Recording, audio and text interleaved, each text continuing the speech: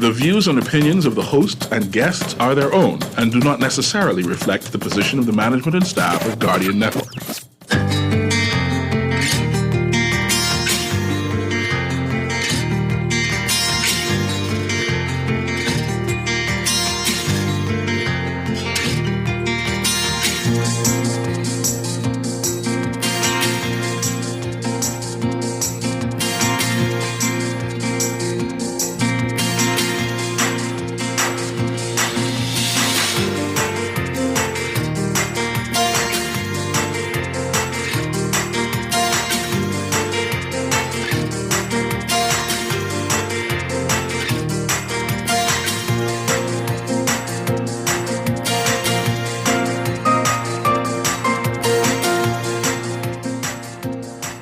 Good morning. It is Monday, February 19th. You're listening to Guardian Radio 96.9. I'm Chester Robards. DNA testing for citizenship. Cabinet finalizes protocols after a Privy Council ruling. And later on, Bahamas is to be the site of SpaceX rocket landings. Later in our show, we're talking to the Consumer Protection Commission. And in Morning Blend Business, we'll be talking with the good folks over at the Ministry of Tourism. That's all straight ahead as Morning Blend begins. Wake up, it's a new day. Wake up, it's a new day. It's the start of a new way. You know that it's here. It's the start of the end of the old way. Revolution. Wake up, it's a new day. Wake up, it's a new day.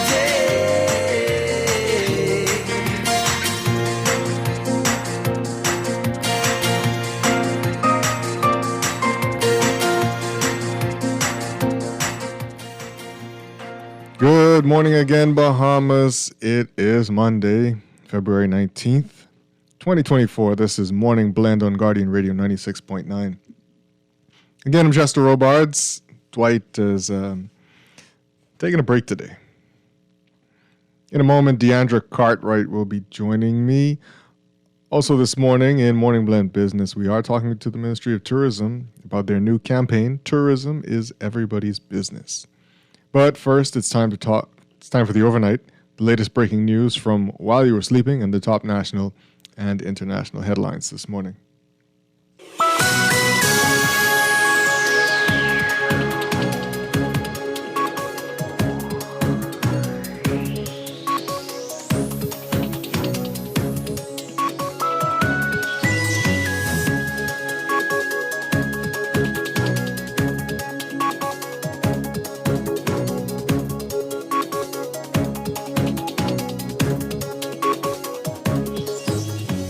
And in the overnight, Minister of Health and Wellness, Dr. Michael Darville, said the government has agreed on the rules to establish paternity for individuals impacted by a Privy Council ruling on citizenship. Last May, the court ruled that all children born in the Bahamas out of wedlock to foreign women and Bahamian men are Bahamian citizens at birth. For some, whose father was listed on their birth certificates, they can apply for a passport at the passport office. But those whose father is not, the issue became more complex. Darville said on Friday, last week in Cabinet, a paper was presented. The AG's office and the Ministry of Health, we finalized those protocols and the way how it will be done. It will be released shortly, but it is DNA protocols, and we have been working on it for the last year and a half. And it's now completed.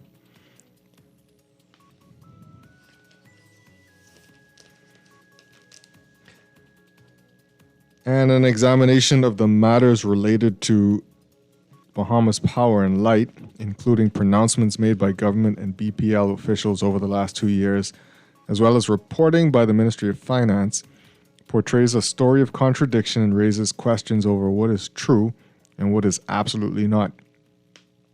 The most recent explanation for BPL's $150 million in arrears as provided by the current minister responsible for the utility, Jo Beth Colby Davis, in the House of Assembly last Wednesday, is in direct conflict with previous details provided. Colby Davis, responding to a question asked by opposition leader Michael Pintard, claimed that the government granted BPL a $110 million loan to, quote, address the under-recovery of fuel costs incurred by the COVID-19 pandemic.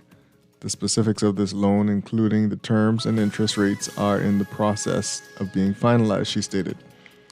During the pandemic, to alleviate financial strain on our customers, BPL charged a reduced rate for fuel costs, absorbing the difference and deferring essential capital projects. Subsequently, through a glide path fuel recovery strategy, we have been able to recover a significant portion of the under-recovered amount, allowing us to resume and fund critical infrastructure projects. In blaming the pandemic, Colby Davis introduced a new explanation for BPL's woes and also called into question whether BPL had used the recovered funds for the purpose approved by its regulator to cover the cost, the buildup of fuel cost arrears owed to its suppliers.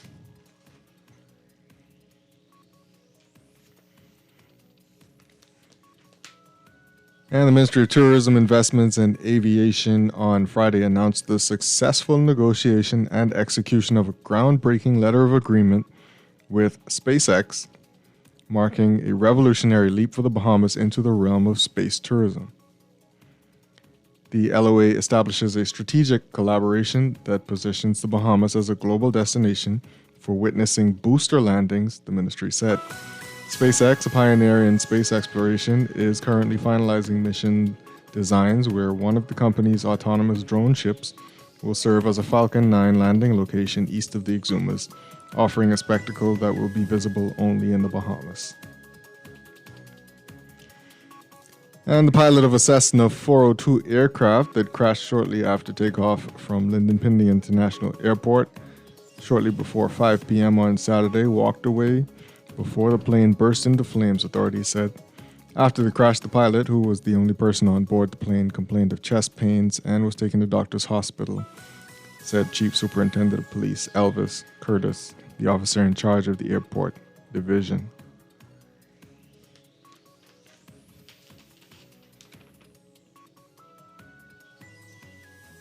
And Progressive Liberal Party Chairman Fred Mitchell is urging PLPs to boycott the medical practice of Free National Movement Chairman Dr. Dwayne Sands, a cardiothoracic and vascular surgeon, over Sands' recent criticism of him. Mitchell said in a voice note, quote, Dr. Dwayne Sands, the chairman of the FNM, has decided to try and get nastier than me with yet another nasty note and a foolish set of statements aimed at me personally. I'm asking all of his PLP patients and those of goodwill how a doctor who has such hatred for the PLP can really take care of PLP patients. Seems to me that we ought to start boycotting his practice. I dismiss all that he says as laughingly stupid.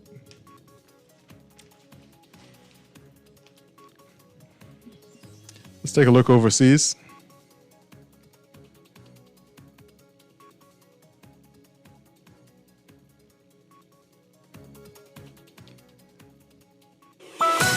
The Gaza Health Ministry says more than 29,000 Palestinians have been killed in the Israel-Hamas war.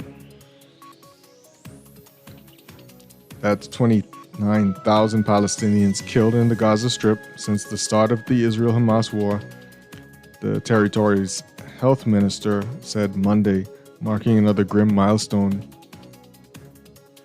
in the deadliest round of violence in the country of the Israeli-Palestinian conflict. Israeli Prime Minister Benjamin Netanyahu has vowed to continue the offensive until total victory against Hamas, raising fears that troops will soon move into the southernmost town of Rafah on the Egyptian border, where over half of Gaza's 2.3 million people have sought refuge from fighting elsewhere. The health ministry said 107 bodies were brought to hospitals in the last 24 hours. That brings the total number of fatalities to 29,092 since the start of the war. The ministry does not distinguish between civilians and combatants in its record, but says about 2/3 of those killed were women and children. It says more than 69,000 Palestinians have been wounded.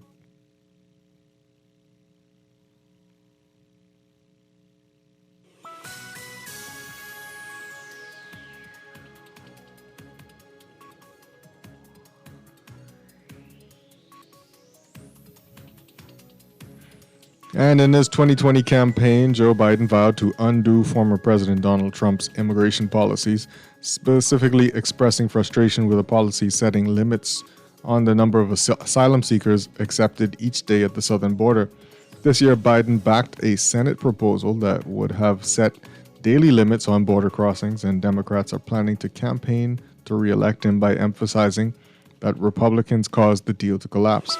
Democrats are reframing the immigration debate, going from embracing more welcoming policies in response to the Trump administration's programs at the border, including its separation of hundreds of immigrant children from their parents, to declaring they can get tough on border security and adopt policies long sought by Republicans.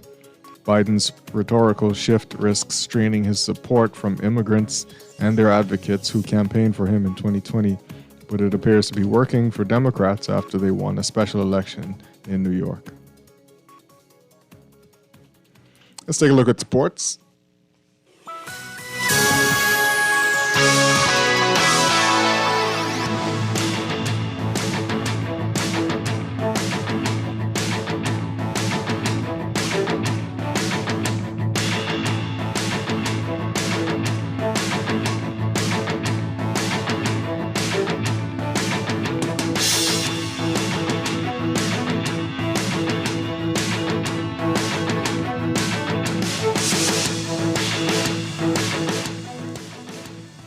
And in case you haven't heard, Bahamian professional basketball player Shavano Buddy Hield has worn the Bahamas on his chest and back, even when he is not playing for the national basketball team. On Friday, he was officially appointed as an ambassador at large for the government of the Bahamas in a small ceremony at the office of the Prime Minister.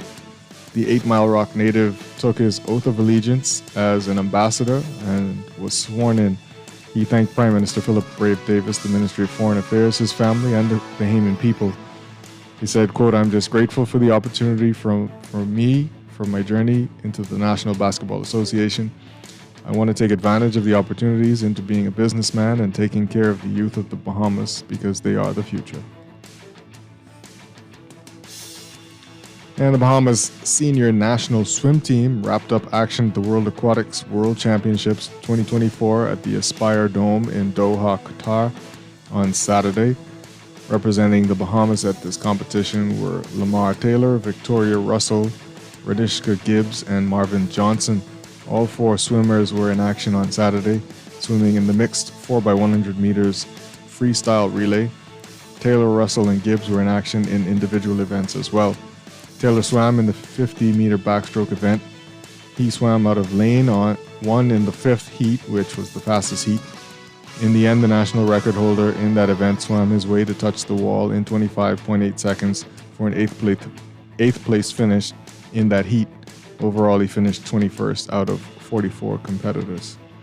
Winning that heat was Polish swimmer Kasweri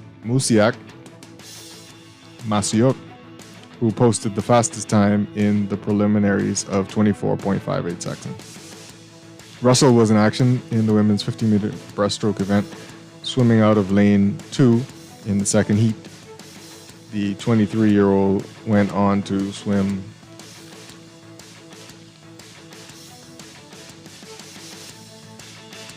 the one-lap race in a time of 34.03 seconds.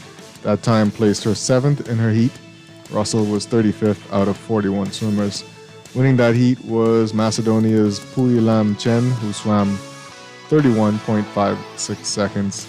Italian Benedetta Pilato swam the fastest overall time in the preliminaries when she posted a time of 29.89 seconds. Gibbs swam out of lane 8 in the 8th heat of the women's 50-meter free race. She powered her way to stop the clock at 26.88 seconds. She finished 53rd out of 107 swimmers. Winning that heat was Bermuda's Emma Harvey, who swam 25.93 seconds. Swimming with the fastest time in the preliminaries was Swedish Sarah Sjöström, who clocked 23.91 seconds. And Jones runs it back with Liberty. Bahamian professional women's basketball player Jonquel J.J. Jones decided to run it back with the New York Liberty, signing as an unrestricted free agent. The announcement of the re-signing was made by Liberty on Friday. This comes as no surprise, as Jones and her squad made it to the Women's National Basketball Association finals last season and won another shot at winning the title. She will team up with Sabrina Ionescu and Brianna Stewart once again. Jones was a top priority for the Liberty this offseason. Liberty General Manager Jonathan Kolb says he is happy to have Jones back on the team.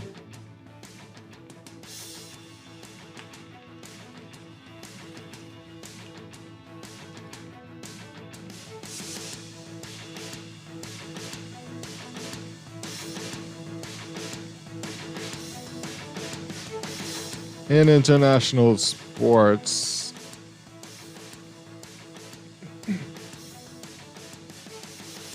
the NBA wanted more competition. It got more points instead, more than ever before. And once again, the All-Star game was all offense. All-Star MVP Damian Lillard of the Milwaukee Bucks scored 39 points, and the Eastern Conference beat the Western Conference 211-186 on Sunday night, with the winners putting up the most points in the game's 73-year history. The previous mark, 196 by the West in 2016.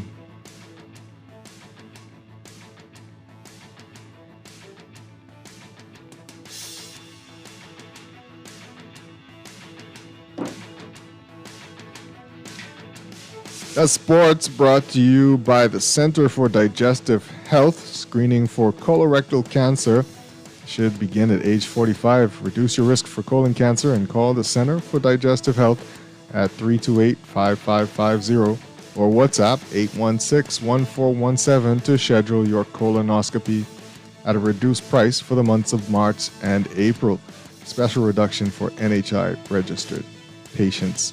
The Center for Digestive Health. That's sports, and that's the overnight. Time now for your first look at weather, brought to you by Discounts Galore Outdoor Flea Market.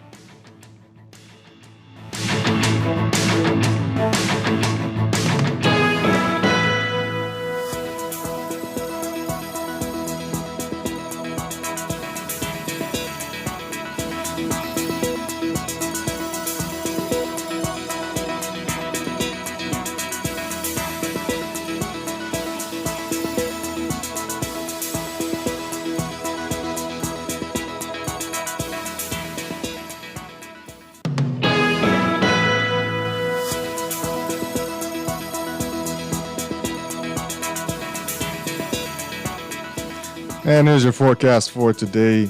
Your general situation, a slow-moving cold front along with a low-pressure center across the northwest Bahamas continues to support fresh to strong breezes, hazardous boating conditions, and widespread convective activity over the northwest and central Bahamas through tonight as the front shifts southeastward. Small craft operators in the northwest and central Bahamas should remain in port, and beachgoers should refrain from entering the waters due to the high risk of rip currents and dangerous surf conditions. Residents in the northwest and central Bahamas may experience flooding in low-lying and flood-prone areas. For the northwest and central Bahamas, weather cloudy to overcast skies, breezy and cool with widely scattered showers, rain and isolated thunderstorms.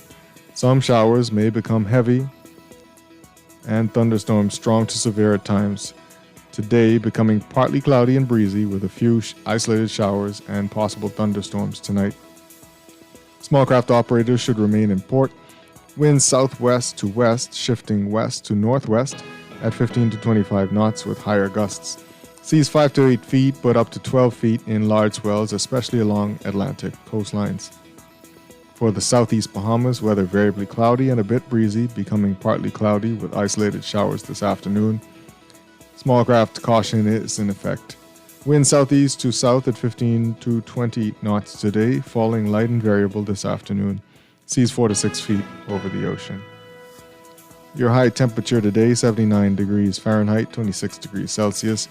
Your low temperature, 66 degrees Fahrenheit, 19 degrees Celsius. We'll have an extended forecast for you later in the show. That was your first look at weather, brought to you by Discounts Galore Outdoor Flea Market. Attention, all bargain hunters and treasure seekers, get ready for an unforgettable shopping experience at Discounts Galore Outdoor Flea Market event.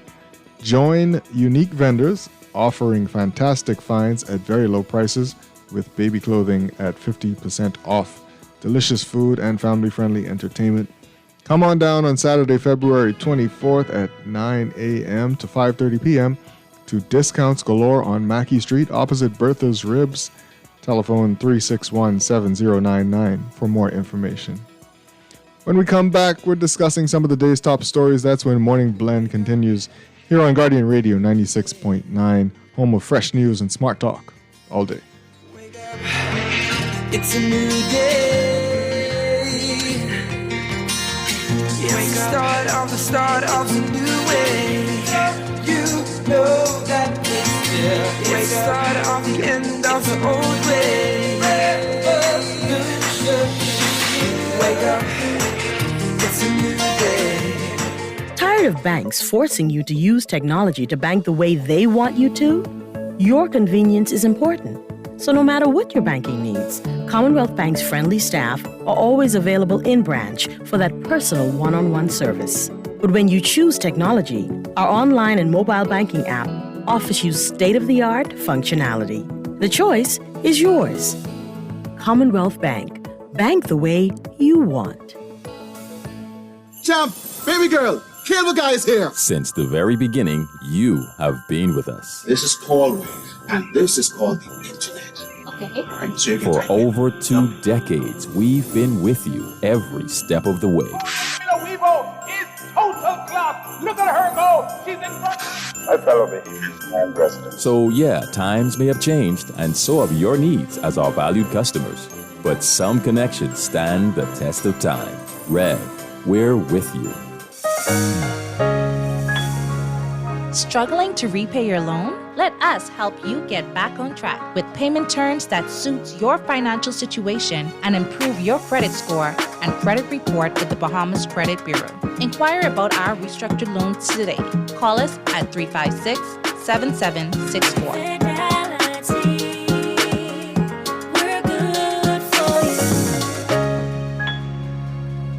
At Simplified Lending, we've unscrambled the loan process, making it fast and hassle-free. Personal, business, medical. You apply, we'll reply in as little as 24 hours. Call us today at 603-1730 or stop by Simplified Lending in the R&D Plaza on JFK Drive. Simplified Lending for simplified living. Simplified lending for simplified living.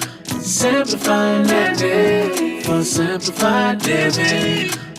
It's that time of year to join the movement. It's time for the annual Guardian Media's Healthy, Wealthy and Wise Fair, Saturday, March 2nd at the Mola Marathon. Starting at 10 a.m. Admission is free. Come and receive free health screenings by the walk-in clinic, fantastic product info, and sound financial advice. Participate in the exercise demonstrations by Natasha Brown, Outdoor Fitness Bahamas, and RF Exposure.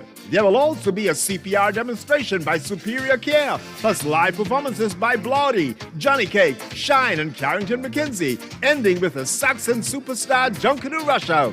Join the movement. It's the annual Nassau Guardians Healthy, Wealthy, and Wise Fair, Saturday, March 2nd at the Mall Marathon.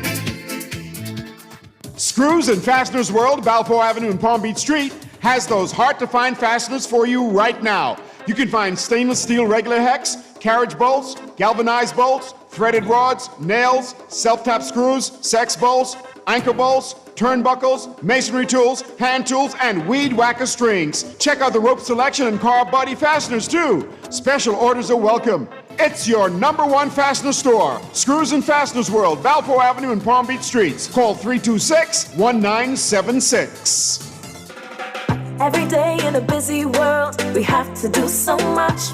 Bank with CIBC and get that personal touch. ambitions, let us help your dreams come true. At CIBC, you're at the heart of all we do. We're on your side, we're listening, we know the way you feel. CIBC, ambitions made real. Wake up, it's a new day.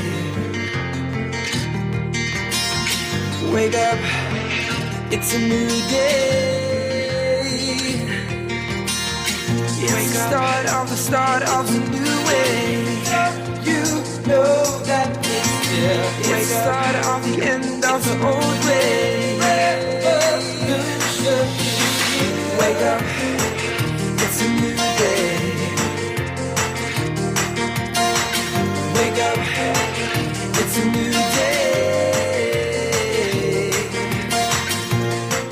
Welcome back to Morning Blend on Guardian Radio 96.9. We're streaming live on www.guardiantalkradio.com and the Guardian Radio app for your smart devices, and on your televisions on Cable Bahamas Channel 969 or BTC Flow Channel 612.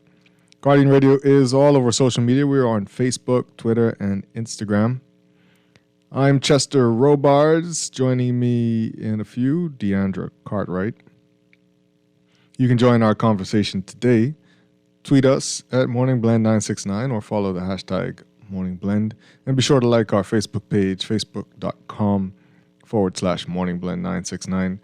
Leave your comments and read what others are saying about the topics on the show. You can email us at morningblend@nascar.com. You can always text us on the Guardian Radio text line, powered by BTC. Text us at 422-GR96. That's 422-4796. Standard text rates do apply. You can also call us. We'd love to hear your voice. 323-6232, 325-4316, 325-4259. And if you're on the Family Islands, you want to call toll-free 242-300-5720. Also coming up this morning, more weather and traffic, and we have business news coming up in Morning Blend Business at 9 a.m. In our 8 o'clock hour, we'll be talking with the Consumer Protection Commission. And at 9, we'll be talking with the Ministry of Tourism about tourism being everybody's business. But first, it's time to talk about what's in the news.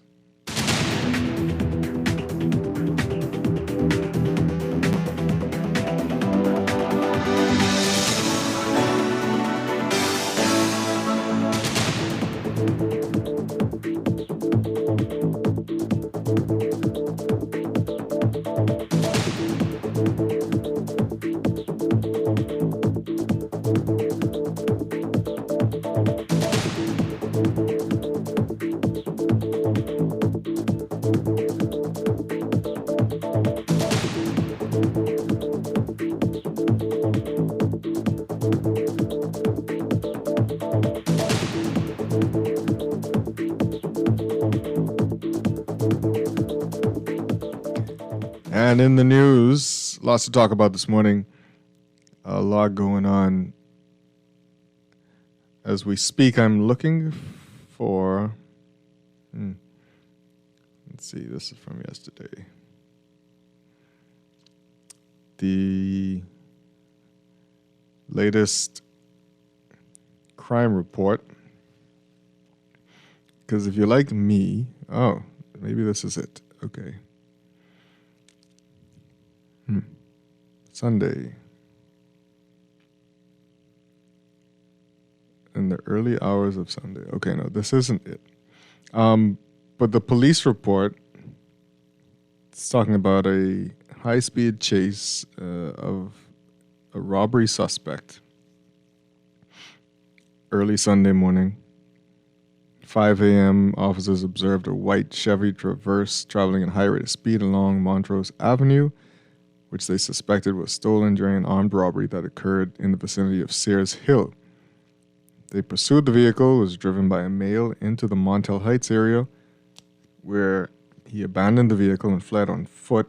He was pursued and observed throwing an object near a school prior to being caught. A A search of the area revealed a firearm containing ammunition. Investigations are ongoing. Okay. Montel Heights.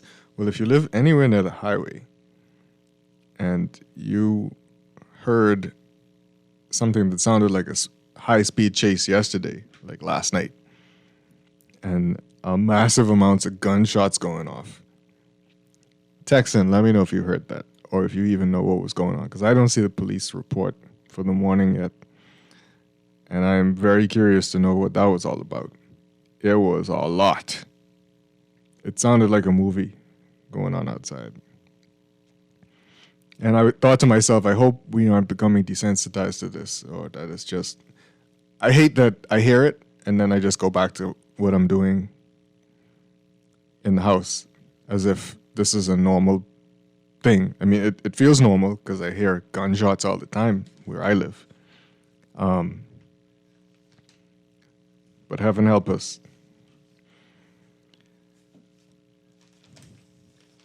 So in the news, we have a pilot survived a plane crash. That was on Saturday.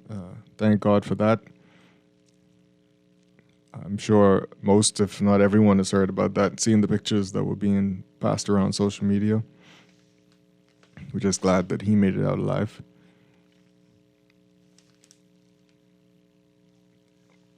I want to touch on this Ministry of Tourism Investments in Aviation announcing that they've signed a letter of agreement with SpaceX. If anyone knows what SpaceX is, it's Elon Musk's space program. And they're calling it a revolutionary leap for the Bahamas into the realm of space tourism. So what's going to happen? SpaceX is going to position one of their autonomous launch pads, or capture pads, I should say, that will be positioned just off of the Exumas, or somewhere in the Exumas. And after SpaceX launches one of its rockets, people in the Bahamas are going to get to watch that. I guess it's the first stage rocket booster land on the space pad there, on the pad there, wherever it's parked in the Exumas. And they said it's a unique opportunity that sets a stage for tourists to witness this event. So I like novel ideas like this, where we start to, and I hope this is the beginning of something, a bigger partnership with SpaceX that has nothing to do with, or has more to do with developing Bahamians in the industry than tourism. But this is a good first step. What kind of gets to me is, we call it space tourism, but they say entering into the realm of space tourism, because it's not really space tourism as space tourism is being sold around the world. But a good sort of little piece of action for whomever is in town at the time that SpaceX is launching a rocket, for them to get to see a rocket booster land on one of SpaceX's autonomous drone ships. And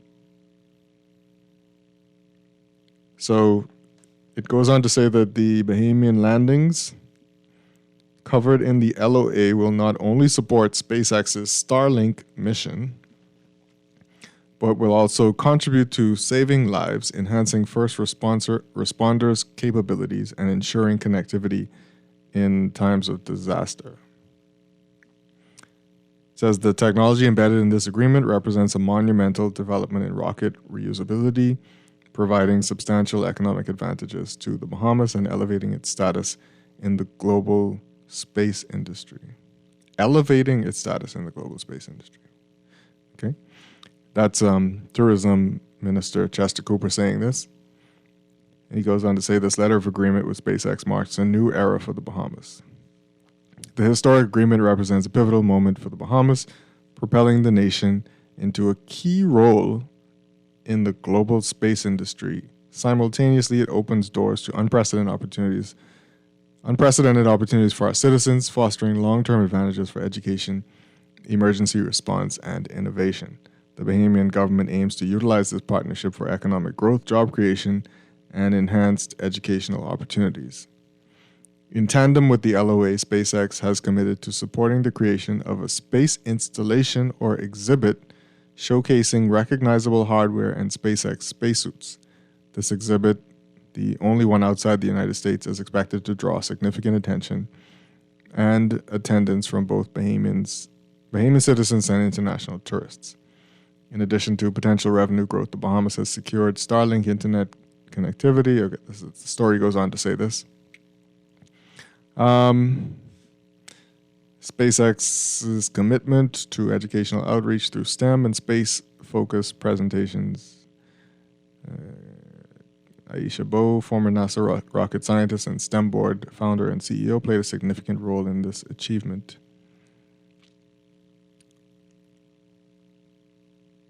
In 2024, she is set to become an astronaut, marking her as the first Bahamian in space.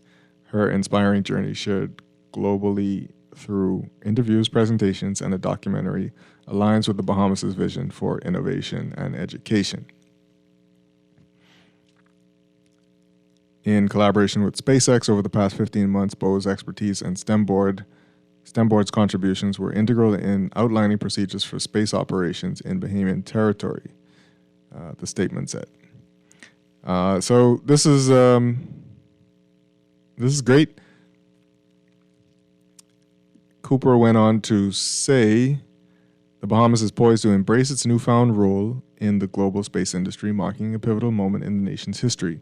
We look forward to a future where the Bahamas stands proudly as a trailblazer in space tourism and technology, in line with our blueprint for change and our Innovate 242 initiative. Right. So, it's great. This is the kind of thing I want to see. And I had a conversation with Aisha Bowe, actually, when she was about to bring some of SpaceX's scientists here for a STEM board project she was doing. I think that was last summer. And I said, hey, wouldn't it be great if you could convince SpaceX to build a launch pad in the Bahamas? Not, the autonomous drone ship is a great start. But, how do we get more Bahamians involved in space exploration and just the engineering behind it and the technology behind it? And I thought a good start would be just this. This is the great start here. But, we need to do more. We need to attract more. We should get a nice chunk of land in Grand Bahama and, put a launch pad there. Why shouldn't Aisha, when she's leaving on Jeff Bezos' space rocket, not Elon Musk, why shouldn't they have been leaving from somewhere in the Bahamas? We are the neighbors to Cape Canaveral in Florida, where lots of launches take place. And rockets like Elon Musk's return to their autonomous drone ship very close to the Bahamas now, to the northern Bahamas. So this all makes sense. I hope that we really can expand it and make the most of it. I would love to see a lot more spacey stuff happening from the Bahamas. Good morning, Deandra. Good morning, Chester. How you doing? I'm great. Good to see you. Good to see you too. I'll pick up on that space thing once you're done.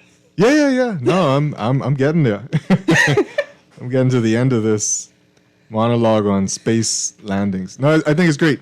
I don't know if we could call it space tourism yet, but Not just yet. Actually, the folks from SpaceX participated last summer. Right? Yeah, with summer camp with Aisha Bone. They were talking to us at that point about how they had just decided to have a part of our country be their landing space. Right, yeah.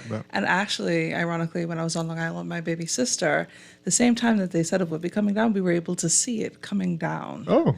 Off of Long Island. Okay. I was like, this is cool. So it was happening already? Yeah, it was happening already from last summer. Oh, well, there you have it. Yeah. The things that they don't tell us. It came straight from the SpaceX folks themselves. Yeah. But two of them, young men who were, they said they've been in the field for like 10, 15 years. Mm-hmm. And they were only in their 30s. I was like, wow. Well, how soon did you get started? Is it that we need work experience before we turn 15 then? But see, this is what I'm talking about. That's great stuff. And I'd love to see more Bahamians doing that kind of thing. Well, the thing is me saying boot camp, oh Lord, I guess exercise still traumatizes me. The STEM board camp? the STEM camp that they had, I think we need to continue encouraging those, nurturing those, so that the natural insight of our kids continues, and they can actually see what's possible for them beyond our borders. Yeah, absolutely. And like I was saying before you came, and I'm glad you were at the camp, because I was talking to Aisha as she was bringing it here. Mm-hmm. I had to be away that weekend or that week when they were here, because I was super geeked.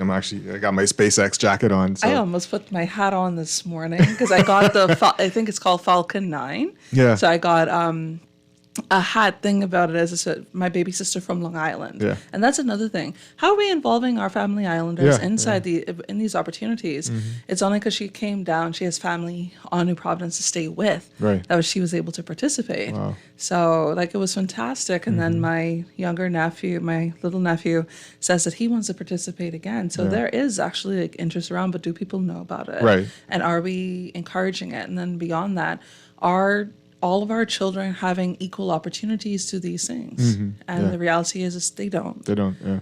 So. Well, I hope Aisha, and I'm sure she's going to continue the program. She's been doing it for years. Yeah, for years. So hopefully we can get more kids involved. Hopefully they could expand it. Yeah. And I think the buy-in is there because I think who all was it? I forgot all of her sponsors, but she had significant, and also the director of youth was present as well. Mm-hmm. I think, but there are also persons in the community that are in this space that didn't know about it happening. Right. Yeah. And so it's almost like publicizing, marketing, that sort of thing. Yeah. But outside of businesses supporting, which of course you need in these instances, it would be great if the students themselves actually knew about it. Mm-hmm. So if it is that they have to figure out how they're going to get there and back, because if you live on certain parts of the island, like you coming from Carmichael, it was inside the east. Yeah. I won't call a name, but it was all the way in the east. So it's almost like, how do you fight that back and forth? Right. Yeah. And then also we have to consider that the vast majority of our children, unfortunately, do not have that support at home. Mm-hmm. Mm-hmm. Yeah. And then they don't have the support at school. So it's almost like they're fighting an upward battle. That's true. So how do we support them in that? Yeah. But no, the SpaceX thing is really cool. It's great. Yeah. It's great. And it's possible. Yeah. It's actually possible. Yeah. I think, wasn't there, I believe, I'll have to look it up. I usually tease Dwight when I'm on. I'll try to research while we're doing things. But I'm pretty sure I think there was a Bahamian involved with one of the launches or something like that. I feel. I think I read something. It was a year or two ago or something like that. Yeah. They were inside the control room. Yeah. Something like that. So it's I think if we actually could highlight those things and keep it consistently in our minds as people, to be like, hey, there's much more than we can do here at home. There's a lot that we could do at home, but there's so much more. You know what I just realized? And kudos to Aisha. When we had that conversation about bringing launches here, so she was like, oh, of course we're going to be working on that kind of stuff, but that's Sly Fox. She knew that, because you said you saw a landing. Yeah, no, I did. They literally said, I will double check the dates, but I think, what was it? If the camp ended on that Friday, we went back home, was that either July and then August, somewhere inside that time period. And then we were stargazing. So my baby sister and I, we go stargazing when I'm up home, right? Because, bonding activities with the little person, right? Who's tall as me now, but anyway. So we're looking at it and we see this massive thing and we're like, and she's like, what is that? Like, what's going on? I said, actually, you see the long tail behind it? That's either a comet, but how that is moving so quickly, I believe that's what they told us to look out for. Yeah. And indeed, when we looked it up, we were able to find the references to say that it was actually the capsule.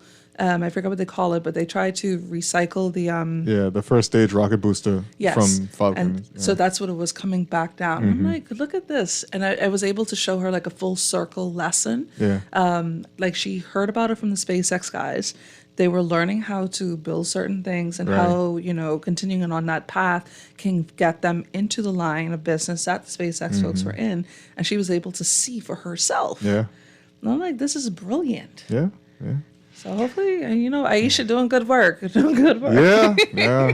But she knew it was about to happen. And I'm there like, yeah, this should happen. And she's like, yeah, it could happen. It might happen. But she knew it was about to happen. I love it. You can't let it You got to build it up. Yeah. And who better than the folks at SpaceX? And the students were so excited. Yeah, they were super excited when they came out. I mean, of course, Bahamians be like tinks. Yeah. So they brought swag.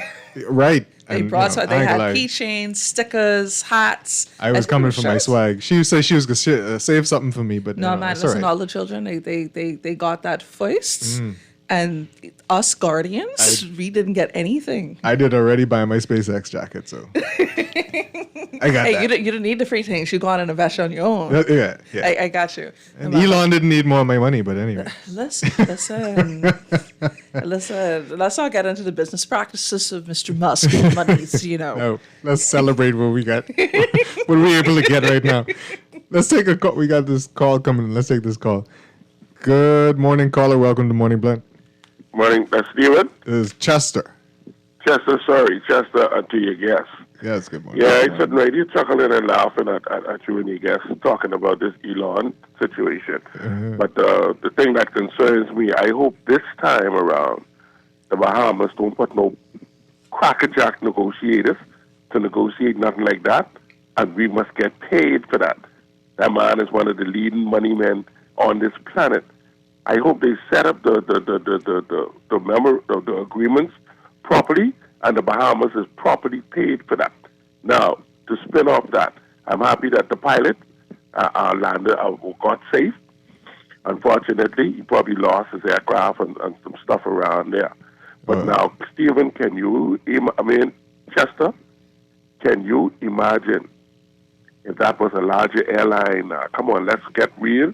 Let's fix this country. If that was a larger local airline or international airline that crashed in the back there with 50 plus or more passengers, where in the world we was going to put them people or temporarily house them until they could get to where they need to be? And we're talking about adding a SpaceX project. Suppose that when accident happened with that, what are we going to do? When we can stop playing in this country and do things properly and correctly for the benefit of all. It scares me to think of what could truly happen. And just to go off the course a little bit, I was trying to get, nobody wants to do their job. They do diligence. I was trying to get the animal control unit for more than a month to do some dogs on the side of the Treasury corner there through the building. It's almost become a non-pedestrian corner, because the dogs, the wild dogs, should they attack, they will attack you. So most of us have to brave going around East Street in traffic in order to get where we going by the hospital. See, they ain't do nothing with the little fellas over there, But on Saturday past, one of the guys was waking around, they came to me. And he said, Mr. J, I know you was trying to get them to do something with them dogs a long time. A tourist. See, they can wait till that happen, A tourist and a child had to broke off running for their life. The dogs are now expanding their territory. They coming from through the little corner out towards the American embassy on Sands Lane and running the guests that congregate there and locals alike on a little tour now because the embassy is basically open. Yeah. That's Mr. Langdoors and them at Animal Control. And every time they go through there, they call back about, they find every excuse why they can't get the dogs from through there. Wild dogs. Mm-hmm. And that's my contribution for this morning. Thank Appreciate you. it. Thank you. Let me share. All right. Let's take this next call. Yeah. Good morning, caller. Welcome to Morning Blend. Okay. Good morning, caller. Welcome to Morning Blend. Caller, you there? No? Okay. Hey. Jessica, can you hear me? Can hear you, yes. And good morning to Ms. Cartwright. Morning. I guess I ain't got to say Porfia. People should know my voice. I was thinking, but that's my look here. I so used to say it. But, you know, the thing about the SpaceX thing, I think it's a good idea. And it's good to know that it sounds like we get rocket scientists, behemoths also. Mm-hmm. Mm-hmm. But, like, I know everything is about money, but I just was wondering, like, with the negotiating for it, right, and the business part of it, just the same thing where the people is pay like hundreds of thousands or millions of dollars to go up there in space, right? No. Different thing. Free? That's different. No. They landing rockets on pads in the Bahamas. We're not taking off from here. So they come out here, or they just dropping something? No, ain't nobody coming back. Nobody. It's Nobody. going to be a part empty of rocket the rocket. boosters. Yeah. So they could be able to see the beauty of the Bahamas, the people who go with. No, the people who in space could see it. Yeah. There will be no humans on what comes back down. Yeah. Okay, and you say this could be like an Exoma or somewhere? Yeah. Yes. They said they're gonna Why park they it. pick Exoma? Must be for the beauty or something to do. But I just hope I know they ain't all about money we get paid. But tell me something. You think we have, like, how we get rocket scientists around the world and stuff, maybe right here too? Do you think we have, like, pilots or behemoths or citizens here who could handle, like, I think the helicopters? Why I said that, right? I wonder, like, why we don't own them. Why we don't, like, especially, like, the Defense Force and the Police Force, like, to help with so many different things. We be doing so much serious things. People from around the world come here. They see our country. It's a good either landing or taking off or whatsoever. You can do a lot of things. Then, right here, I just wonder, like, why we don't have that. Then the last thing you to do on the news, or one of the last things before you went to sports, you mention or you repeat what Fred Mitchell, last week, the chairman of the PLC, had to say last week Friday. But this morning, from last night or something, there's a WhatsApp message from the leader of the official opposition, the FNM, and the chairman, Mr. Dwayne Stans, responded. So I just was wondering, like, if that can be played on the news, or if you could get a copy, if someone could send it to you so we could hear you play it, like how Dwight played what Fred Mitchell had to say last week, if it's possible. Yeah, I'll see if I can find it. Y'all keep up the good work. Thanks, Papa. All right. You got another call there? Let's see if we can take this next call. Good morning, caller. Welcome to Morning Blend. Yes, good morning to both of you, and thanks for taking my call. Good morning. I appreciate this pivot you're doing here. You're talking about space. Yeah.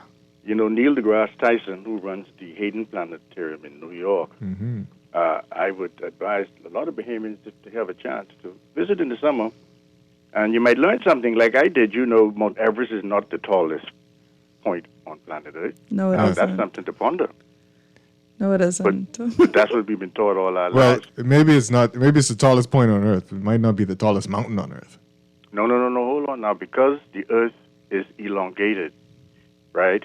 The equator, the highest point is in Ecuador. Oh. If you look at like an egg, you go from the center and you go west or east, you're going a longer distance from north and south. So that's from the center to the equator. But that's why it's called Ecuador. You follow? Well, anyway, but when are we going to really do this, though?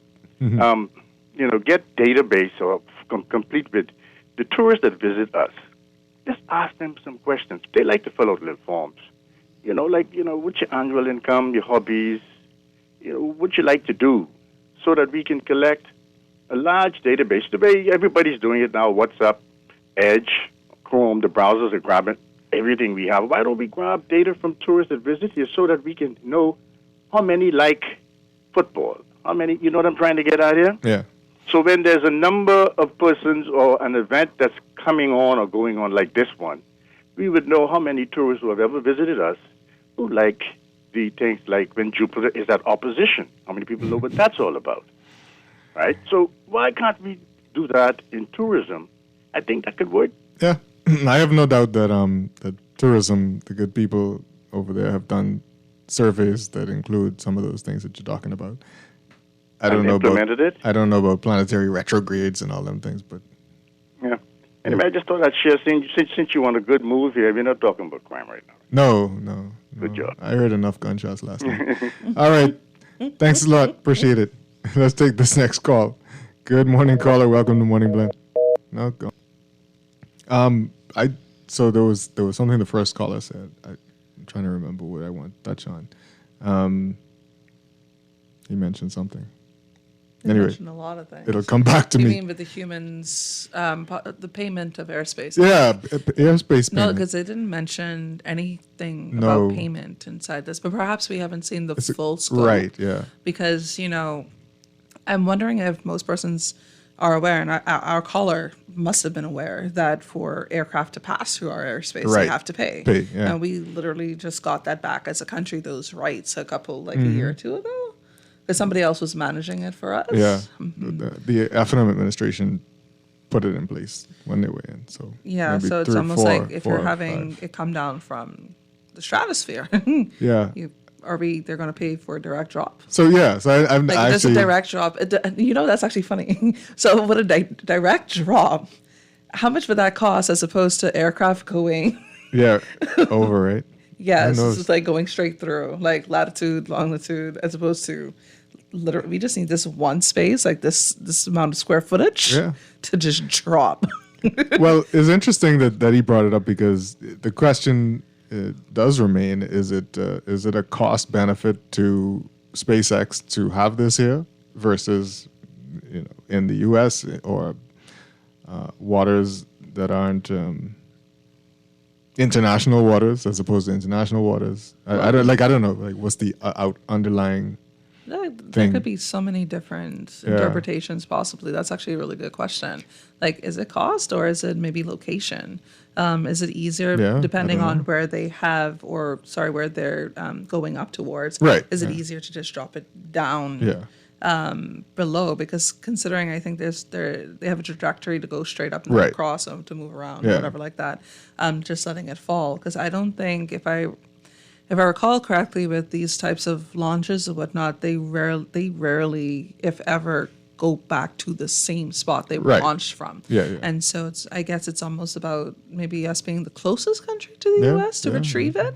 And I think it is a cost. I wish I could remember everything from the presentation last year, but it's almost like they save money by actually rescuing, quote unquote, their boosters. Yeah. So if they know that they have a secure landing spot or whatnot, and they were able to control that, then they are saving money because they reuse it. Yeah.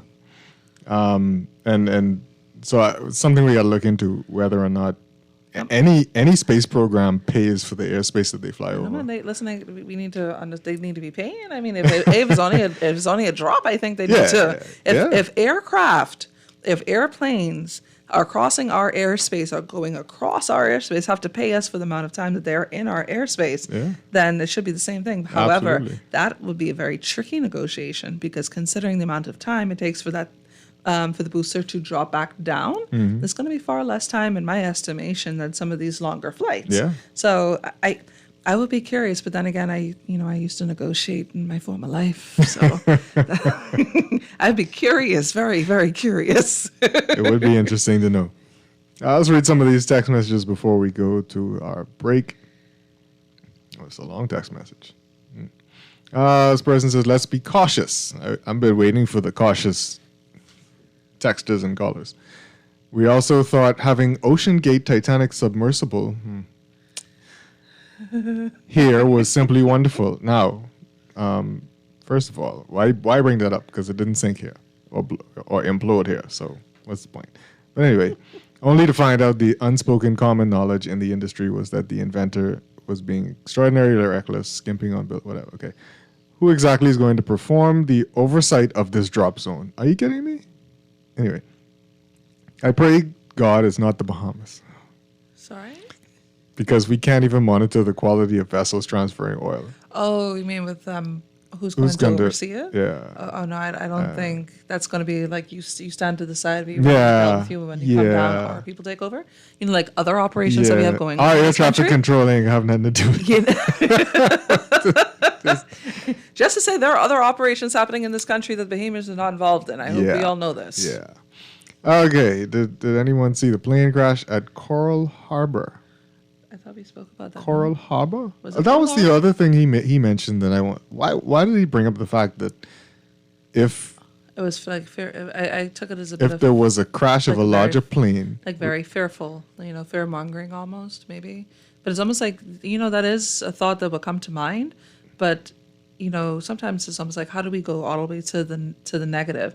But there are valid points inside that. If it were that it did occur with the larger aircraft with more persons, if they were harmed. Is he talking about hospitals base? He's talking about capacity of the island to deal with that, Right. and also with the backlash. I'm interpreting caller. I could be wrong, but the backlash on top of what we're already getting internationally, if we were not able to assist all of those passengers, I think that was the point. Yeah, I He guess probably so. should have said all of that though. Yeah.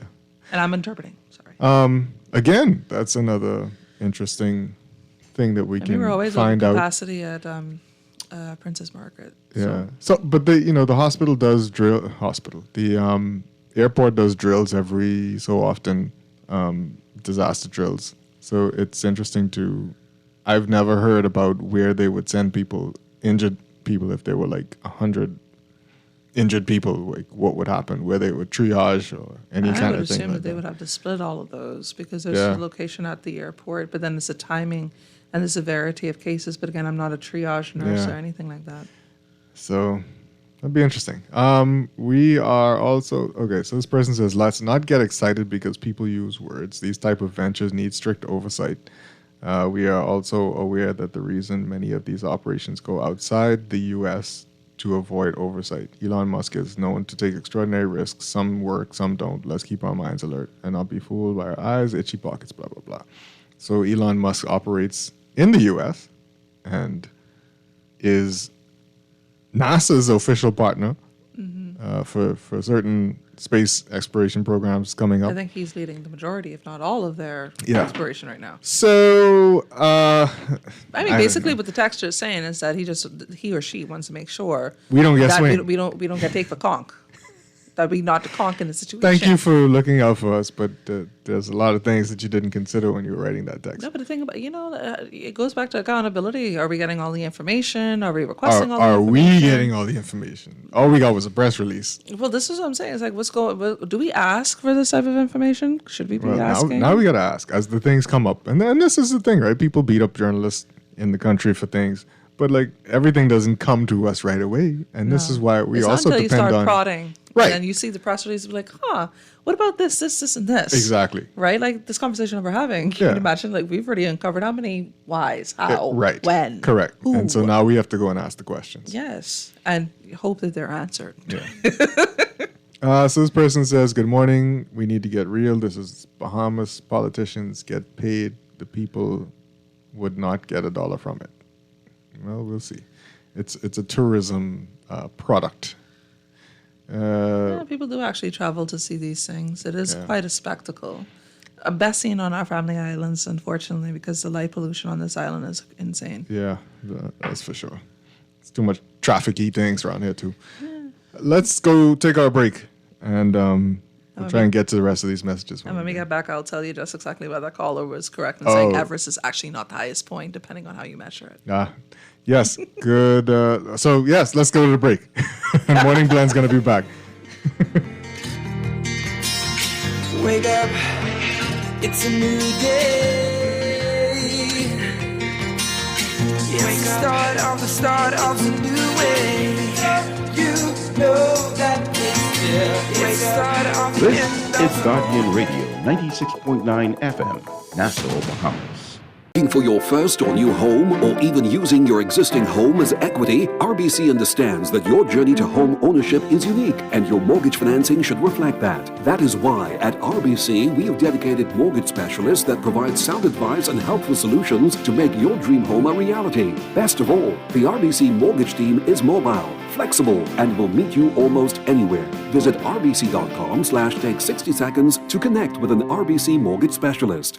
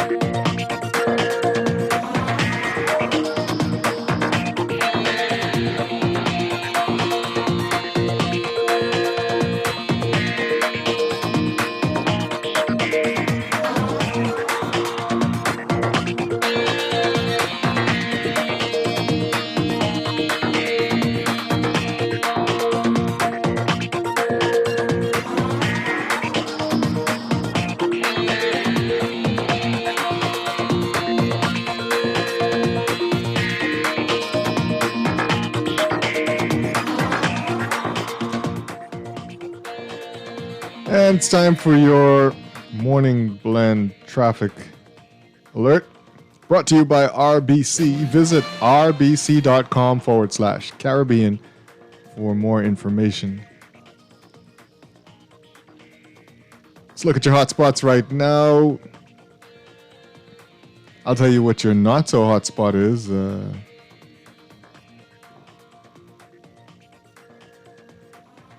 Nope, it's a hotspot. Glasson Road looking very terrible right now. Traffic backed up almost all the way to Fire Trail Road. And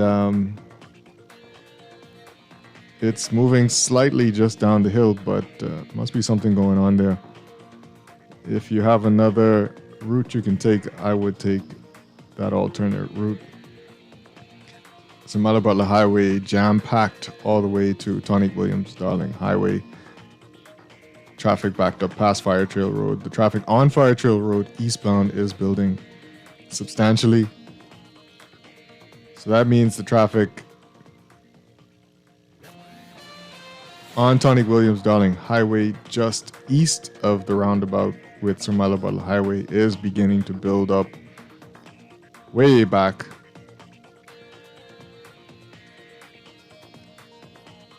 If you can avoid that area, I would avoid that area.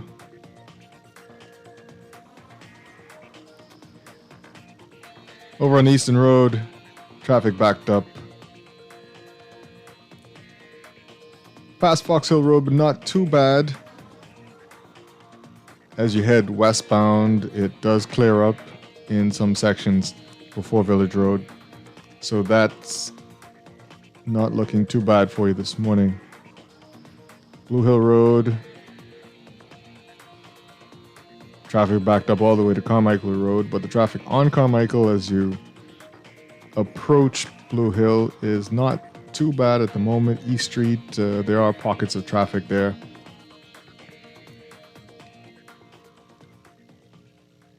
Those are your hot spots in traffic this morning. That's your morning blend traffic alert brought to you by RBC.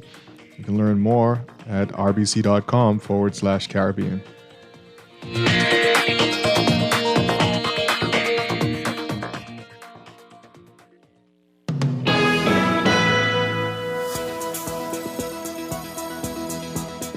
And at 7:50, it's time for your morning blend weather check brought to you by Easy Car Sales, home of the electric vehicle, inviting you to fall in love with an EV during the month of February.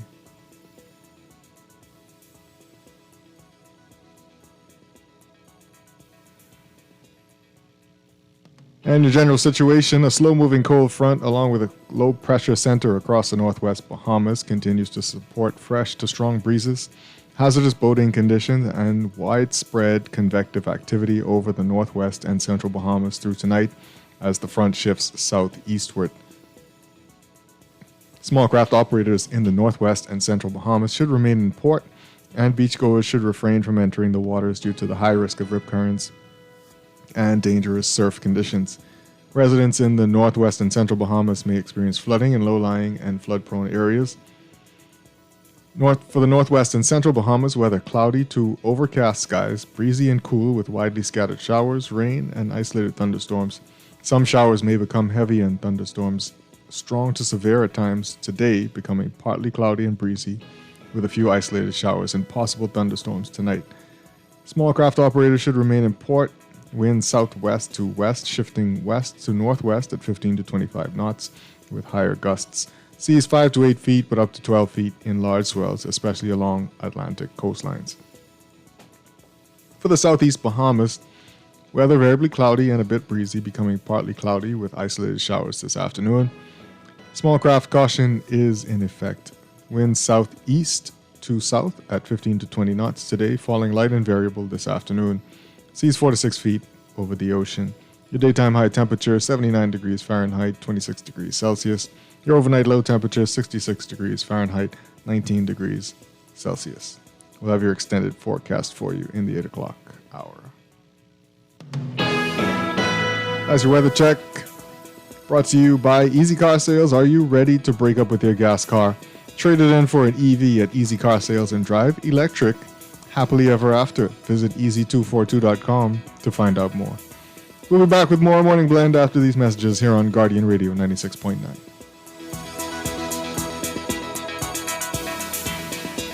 You've seen electric cars on the road, but isn't it time you drive one? Easy Car Sales invites you to experience the smooth, powerful ride and immerse yourself in the luxury and latest tech features. Find out why the Bahamas is going electric. Visit easy242.com and book your test drive now. What are you waiting for? Save money, drive smarter. There's an EV waiting for you at Easy Car Sales. Every day in a busy world, we have to do so much. Bank with CIBC and get that personal touch. Share your ambitions, let us help your dreams come true. At CIBC, you're at the heart of all we do. We're on your side, we're listening, we know the way you feel. CIBC, ambitions made real.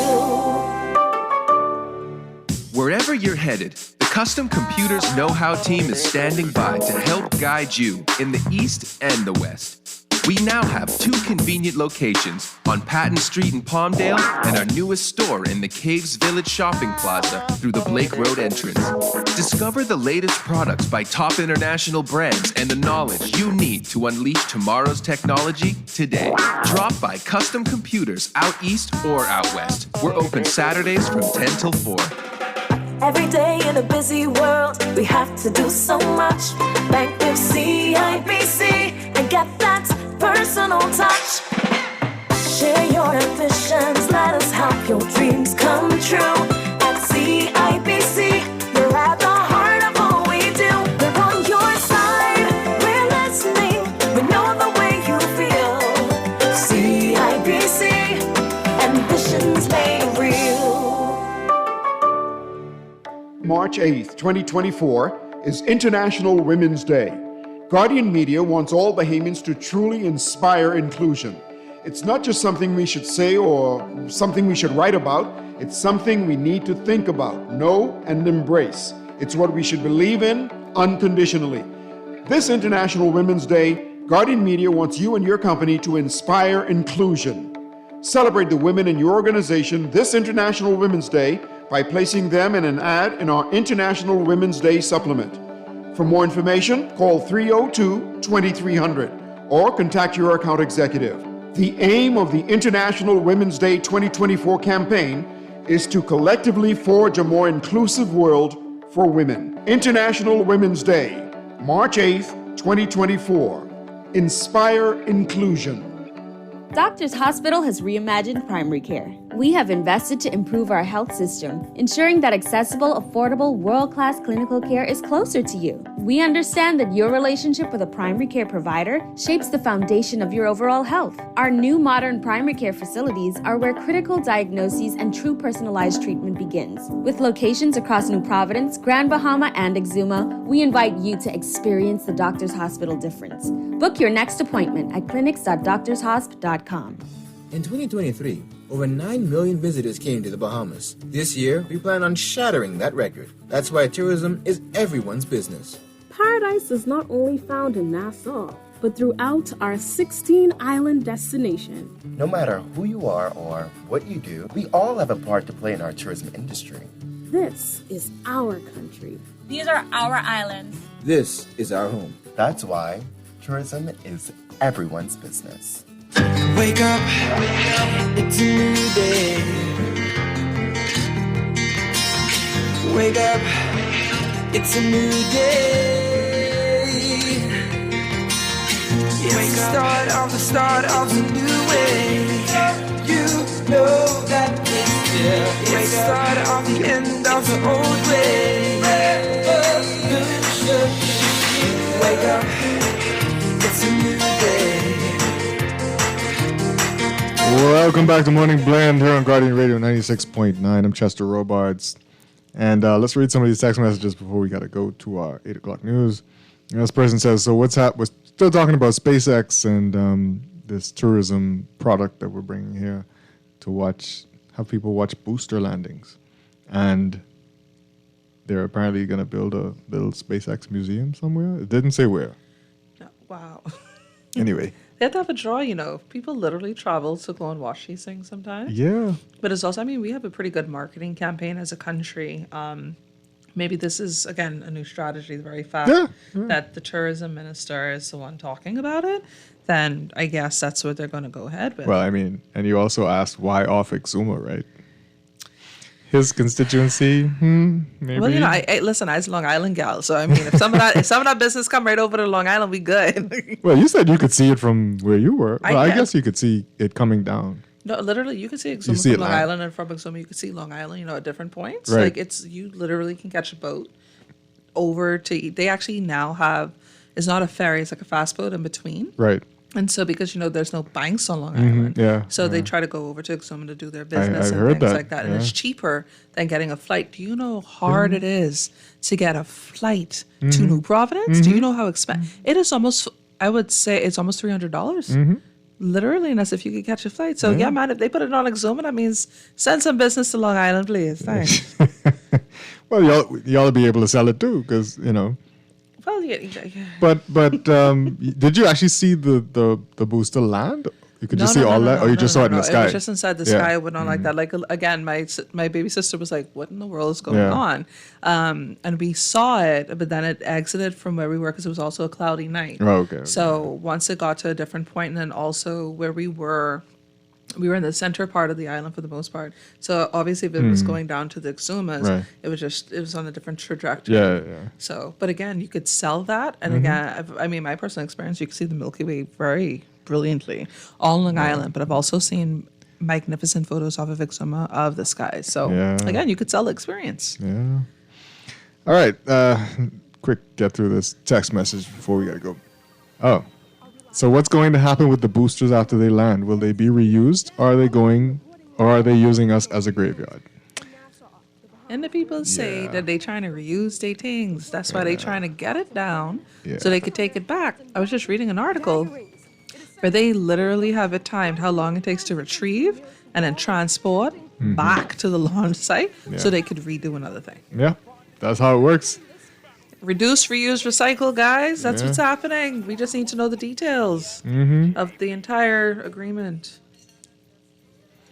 This person says, Chester, where's Dwight? I heard him lament on the lackluster actions and undesirable comments about the media by the Prime Minister. Is he now an ambassador somewhere in a far-off land? Dear let's go with Lord. that. Let's go with that. This person says, good morning. I don't think it's a good idea to put the platform all the way down there. It would be better to have it closer to an island near the U.S. It would be easier to take the boosters back. Look, these people, hey. Listen, all the islands That's their business. They say they want to go down. They got their reasons. Their reasons? No, but then we have to also look at, right, mapping it down is easier towards certain latitude, longitudinal spots. So there's a literal science to this, guys. Yep. All right, let's head over to the news, and Morning Blend will return right after.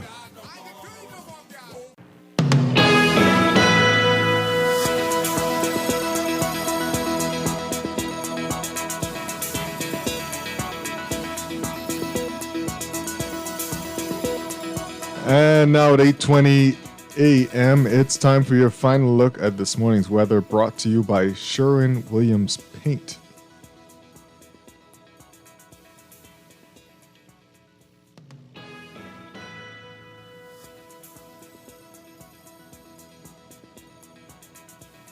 And your general situation, a slow-moving cold front along with a low-pressure center across the northwest Bahamas continues to support fresh to strong breezes, hazardous boating conditions, and widespread convective activity over the northwest and central Bahamas through tonight as the front shifts southeastward. For your warnings, small craft operators in the northwest and central Bahamas should remain in port, and beachgoers should refrain from entering the waters due to the high risk of rip currents and dangerous surf conditions. Residents in the northwest and central Bahamas may experience flooding in low-lying and flood-prone areas. For the northwest and central Bahamas, weather cloudy to overcast skies, breezy and cool with widely scattered showers, rain and isolated thunderstorms. Some showers may become heavy and thunderstorms strong to severe at times today, becoming partly cloudy and breezy with a few isolated showers and possible thunderstorms tonight. Small craft operators should remain in port. Winds southwest to west, shifting west to northwest at 15 to 25 knots with higher gusts. Seas 5 to 8 feet, but up to 12 feet in large swells, especially along Atlantic coastlines. For the southeast Bahamas, weather variably cloudy and a bit breezy, becoming partly cloudy with isolated showers this afternoon. Small craft caution is in effect. Winds southeast to south at 15 to 20 knots today, falling light and variable this afternoon. Seas 4 to 6 feet over the ocean. Your daytime high temperature today, 79 degrees Fahrenheit. Your low temperature, 66 degrees Fahrenheit. In your extended forecast for the next 2 days, the frontal boundary is expected to continue southeastward across the central and southeastern islands through Tuesday as it moves away from the islands. High pressure will build behind the front, supporting moderate to fresh breezes and rough seas.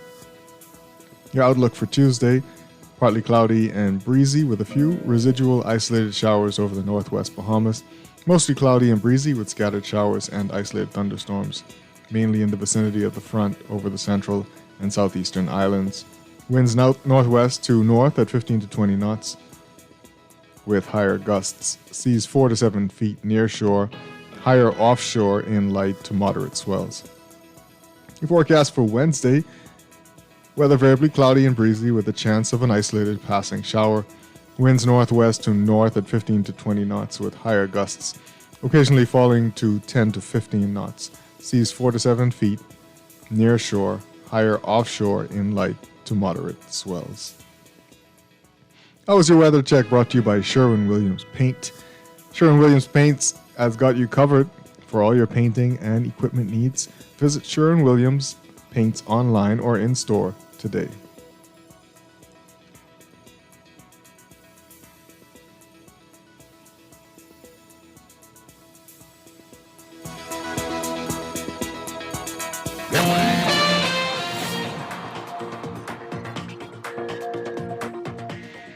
Time again for your morning blend traffic alert brought to you by RBC. Visit rbc.com/Caribbean for more information.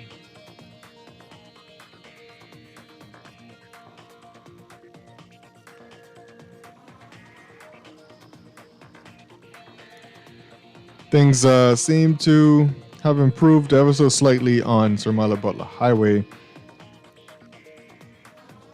There is a pocket of traffic there about halfway through, but it seems to have loosened up as you get onto Sir Mila Butler Highway from Fire Trail Road. The traffic, though, on Fire Trail Road has backed up substantially since our last traffic alert. That traffic on Gladstone Road has also backed up substantially. Traffic all the way back to Fire Trail Road now, extending all the way to the roundabout at John F. Kennedy Drive. Exercise lots of patience if you are on that road at this time. Traffic is built up on John F. Kennedy Drive eastbound to the roundabout with Tonic Williams Darling Highway. Situation over there by Saunders Beach at the roundabout, not too bad. Some traffic there, but not much to talk about. Over on the Eastern Road, traffic is not so bad as you approach Fox Hill Road westbound. A little tight as you pass Fox Hill Road in the westbound lane, though, and slackens up as you approach Village Road. So exercise some patience there as well. You'll get through that. Blue Hill Road, traffic is a bit thick. The traffic on Carmichael Road at the intersection of Blue Hill built up a little bit. And traffic on Blue Hill Road extending all the way back to St. Vincent Road and past St. Vincent Road. If you are on that road, you know that commute well.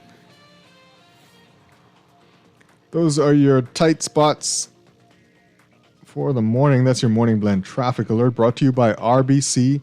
Learn more at rbc.com/Caribbean.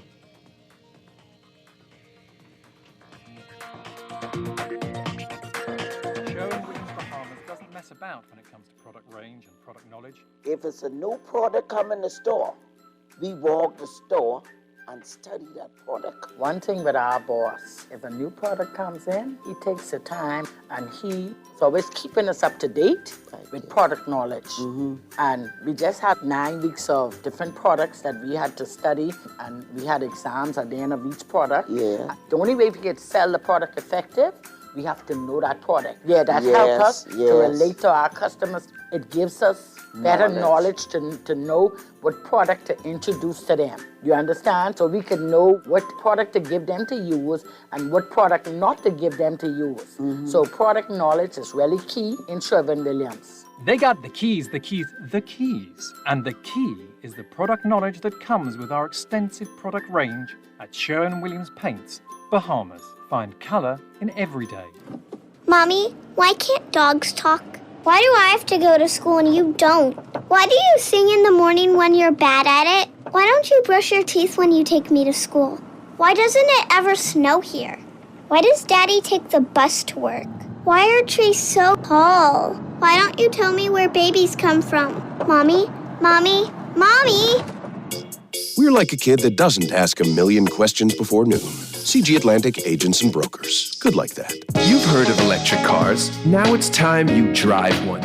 Easy Car Sales welcomes you to experience the power and prestige of the latest electric vehicles. Plug in at home for a 65% discount off your gas bill and never get stuck at the pump again. Build your dreams of a better future with a better car. The BYD EV.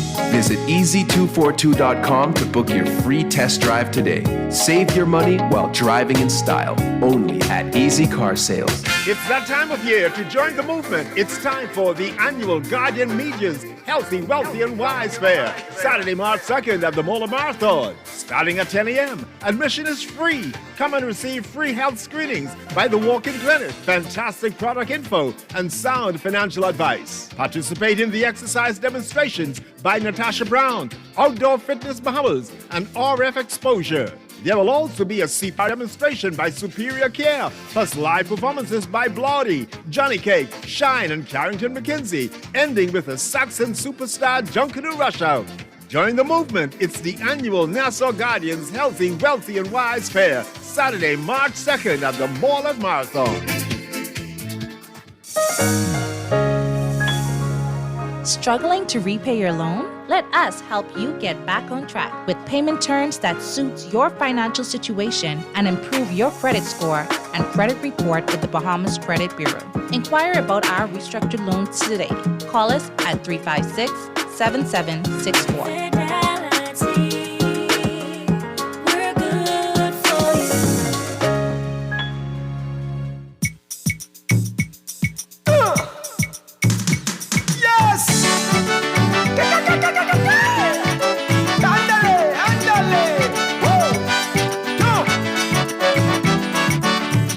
Wife, I used to treat her nice. Me and my wife, we used to live so nice. Till Johnny come with his sweet mouth. He talk and then took her out. When I go to work at the bar, he pick her up in the fancy car. They ride the island from end to end. Then she talking how they only friends. But oh, look, misery. Wherever I meet Johnny, the people, they got me sorry to see. You crave for Johnny and the girl is for me. What? Oh, look, misery. Wherever I meet Johnny, the people, they got me sorry to see. The crave for Johnny and the girl is for me. Good morning and welcome back to Morning Blend on Guardian Radio 96.9. I always love when I hear a song that I've never heard before.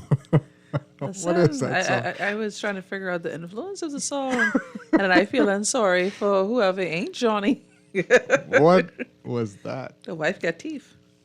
I gotta hear that whole song. Very interesting song. That's we Bahamians as storytellers, you know. Yeah, oh yeah. Very talented. It's a shame other people don't get it. Don't understand our music. We got to market it better, you know, and then our music has become so diverse now. So we have Bahamians making all different types of music these days. Well, we heading into space. Maybe we could take Rake and Scrape. Ba-bum ching! Yes! Listen, Aisha, take one little clip of Rake and Scrape. Go and play that so we can say Rake and Scrape was playing in space. I like that. I like that idea. That was KB? That was KB, right? Yeah. Wow. Yeah. All right. Let me read these text messages. Wow, we're supposed to have some guests, but I don't see them yet. Maybe the guests could contact us, let us know what's going on. Yeah. That'll be helpful. So we read that. We also, good morning. What we need to understand if these pods can cause any sort of pollution, although y'all too might be half white, don't buy into the slave mentality. We also know his Tesla's malfunction. Excuse me. I feel like, oh goodness, some of the messages that we get that talk about how I look and whatnot, like, come on, man. Come on. Well, I'm glad he said half. Or he, she, or whoever. That's right. Whoever. Acknowledge my percentage, okay? I did my DNA test and I know what I is. Leave me alone. There you go. This person says, while I certainly do applaud the SpaceX announcement, there aren't very many rooms or substantial airline to Exuma. Not on the scale that loads of people will get to see the landing, but I guess that will all change now. Lots of stuff happening in Exuma and the Exumas. I'm going to be honest. My first thought when I heard that they were going to put it over there was, who's this for? You know, people with tick pockets, but okay. This person says, from the 80s, as a little boy on Crooked Island, we used to see when rockets leaving Florida go into space. Yeah, you can see it. You can see it. I saw a SpaceX launch when they launched their first manned flight? Mm-hmm. Yeah, a couple years ago, maybe 3 years ago. Yeah. You can see it from here. Yeah, clear enough skies. Yeah. This person says, what now? Oh. NIGOD operated here for over a decade. I've taken our history of oversight into consideration. Okay. Then this person says, my God, these people really believe we dumb. Imagine someone gets shot or has a heart condition, but before they lose consciousness while being prepped for the operating room, the last thing they cry out is, don't let Dr. Sands treat me. Oh, I did want to talk about that since we do have some time now. But let's take these calls. Let me finish the text message. Mm-hmm. I know he's the best in the Bahamas and my best chance for survival, but he's an F&M. That was the continuing thing the person would say. I hope we get to the point in this country, these politicians no longer think they can fool us with flash name drops, talk of big money coming, and calls for party loyalty over common sense. Well, thank you for that text. Let's take these calls. Yeah. Good morning, caller. Welcome to Morning Blend. Godly day, this is Strachan voice along with you and Miss. Deandra. What's your name again? Deandra. Yeah. Deandra. Yes. Okay. Good morning. A godly day to you. We need justice, law, and order in this country. Chester. Yes, sir. May I give a condolence before I make my point? Sure. You got the I would like to give condolence to Priscilla Rollins' family, especially her only son, her one son, and I want him to be encouraged and, continue on in the strong man in which Christ Jesus desires him. Mm-hmm. Deandra. Yes, sir. As pretty as you sound and look, you don't think people will want to bother you? I would hope that my looks or my manner of speech would, not be the purpose or the rationale behind people fooling with me. Like, so, I think I have a little bit more to offer, at least on the mental side, you think? Yeah, let me ask you. Mm-hmm. You would say I'm an ambassador, right? I did not rise that high Say it in again? the ranks. I did not rise that high in the ranks. Okay. Okay, well, fine. But tell me something. Knowing that you have international views, right? What's your opinion on why so much people are suffering in the world today and why the world's so bloody? Before I make my other point, I would like for you to answer those for me, please. I think you better start to try to answer that. We'll take care of it after you. Hang on. Hello? Bramy, yeah? Okay, let's take this next call. Good morning, caller. Welcome to Morning Blend. Hello? Yes, good morning. Hey, Chester. Yes, go ahead. Good morning. I keep getting confused with the Andrew card, right? One of she's a beauty contest before represent the Bahamas tour. But listen, I say we so no, not to say what Bremen says. She said I'm pretty. I hear something different. But I just saying the name. I just not sure if it's represent the Bahamas tour. But Chester, we so comfortable with you and like you, or in spite of you not being a Dwight Strachan. I even even remember to ask you what happened to Dwight, because normally when you sitting in, you say something or say something. You don't say nothing this morning, you just sit in. Right? Comfortable. Right? We comfortable with you and we okay with you, right, Chester? But last week wasn't easy for Dwight, and to come on this morning and no one saying nothing left. I miss it. Where's Dwight Strachan? What's going on with him? Is he going to be back in tomorrow or this week, or he on vacation? I'll hang up and listen. Thanks. Yeah, no, thank you. Dwight has given me specific instructions to simply say he took the day off because he didn't want me to say anything funny today. He was being a Chester Killjoy. Listen, I have you listening to him and respecting his wishes. That's right. He's like, you do the right thing today. Don't tell people no. Are you over there in India or nothing like that? I was like, okay, fine. I ain't tell nobody that. Well, mother second, you just say it right now. Listen, I can make a post about, who say y'all fooling with me. I can't get over this. This is hilarious to me. But call just so you to make sure that you can't say I didn't try to answer you. I think that's a very complex question. And to be quite honest, that's not a subject that we can cover in one response. It's multifaceted, it's multi-tiered. It's also depends on the environment and not the physical environment, but we're talking about the political environment. We're talking about the financial environment, the economic environment, the mental and physical and spiritual environments in which you would see these things happening. So I think we would not even need a show, we'd need a series just examining that. But of course, we'd have to really, if we're going to look at why the world is the way it is, one person can't answer that. And while I am appreciative of the faith that you have in me and my experience, I am not qualified to answer that question because it's not any one answer to that question. You literally need to hear from so many different persons because the problem isn't just one side of the coin. It's not just a coin, in fact. It's too many things that are happening around the world, in our country, one person, from one type of person. We have to look at these issues through many lenses. So, Yep, there you go. There you go, Bremen. You're going to have a sit down with Deandra so y'all could talk about why. Listen, you know what used to happen back in the day when I used to host? I had people waiting downstairs for me just like, when that happened again. Like, that's only my fourth time back on.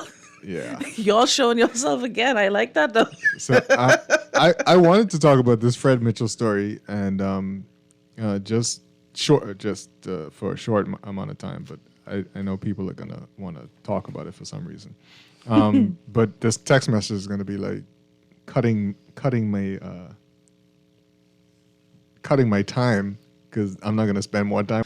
Good morning. Why these politicians don't stop being so petty? The chairman can't stop can't stop thinking to risk their life for politics. I don't understand what they're saying. Anyway, so why y'all wasting airtime for these petty-minded politicians on both sides? We get better issues in the country to talk about. There should be no response from Pintard. Let the chairman answer. Fred. Dumb move, Pintard. What? Oh. I don't know if he's talking about, if that text is talking about what Fred Mitchell said, calling on PLPs to boycott Dr. Sands' practice because him and Dr. Sands, the chairman of the two political bodies, PLP and F&M, at each other's throats. So now he wants to disrupt people's lives and Dr. Sands' business because of politics. And this is a problem. And if people don't see this as a problem, it is. You don't understand what's going on in this country. So, okay, let's take a step back, right? Our country is not so vast as others, more developed, more populated, more diverse in the offerings of experienced and skilled persons, unfortunately, simply because of our size, and also the availability and compensation, etc. Dr. Sands is one of how many cardiologists we have inside the country? 3? Cardiothoracic surgeon, eh? Yes, the full title. Because I think we have 3 cardiologists, and his specialty is only him. Yeah. And if I recall correctly, is he not the only one? I could be wrong. Is he the only one that's attached to the public system? I think so. Right. So how would that work? Exactly. Like, how would that work if the only person, and again, I may be wrong, the others may be attached, but because of his specialty, he may be the only one. And remembering, if I recall correctly again, this is the same fellow that even when he was still working because they had nobody to replace him, right? Mm-hmm. So if we're saying to persons that your political preferences or your political loyalty will keep you from seeing a doctor, like taking a step back and removing the personalities out of it, I think we need to really re-examine that, because it could be that is dangerous, because some persons may actually not go to the doctor that they need to see. Right. Exactly. But the thing is, and these people are saying, do right-thinking people, even PLPs, listen to the garbage Fred spews outside of direct politics? Why would anyone listen to him, is what this text message says. Well, at the end of the day, the fact that he would even mention it must mean that he thinks there's some people who are going to follow the nonsense. The thing about it is, right, and again, from my previous life, we were taught, you may not respect the person, but you respect the position. So if we look at it objectively, it's Fred Mitchell saying it. It's the fact that the chairman of your political party that you have supported for decades, that your family has supported for decades, is saying something like this. And honestly, are we forgetting how we as a people carry on during political season? Because we're going to see this in real time right here with this particular situation. I think, we just need to be a little bit more, what's another word that I want to say? Careful with how we pronounce on certain things. Yeah. Okay, we're going to get to our guest in a second. This person's saying there are 3 cardiothoracic surgeons in the country, all work for the public sector. Great. Yes, thank you very much for it. I still don't go to the one that's been assigned to you. But happy that we have the 3. That's great. Yeah. This person says, I welcome Ms. Cartwright to the show. This is an added joy to my mornings. Oh. Aww. I also feel my IQ is about to rise now that she's a part of the show. Good move, Guardian listen, Radio. At least we got some positivity. Y'all ain't coming after my percentages. They want to know what your schedule is. What? No, coming on the show. For coming on the show. Let me take a photo. I need to take a photo of that one. Like, I can legit. Yeah, you can take a photo of that. Morning. Let's hope that Fred Mitchell doesn't need the science. Yes, that's great. You think he'd say no? Like, don't let him touch me. No, but He's the only. No, but wouldn't that be hypocrisy if he says yes? Why we gotta spend time on this? That would be hypocrisy, wouldn't it? I just hope that you people know that these are the people you vote for. Should we take a quick break so we could get to this? Yeah, so we could get to our guest, and we'll be right back. And I tell you, get out my yard. How do you doing, Pops? How are you on? No lick shot? Yeah? You want lick shot? Don't fire me dead, no, I'm dead.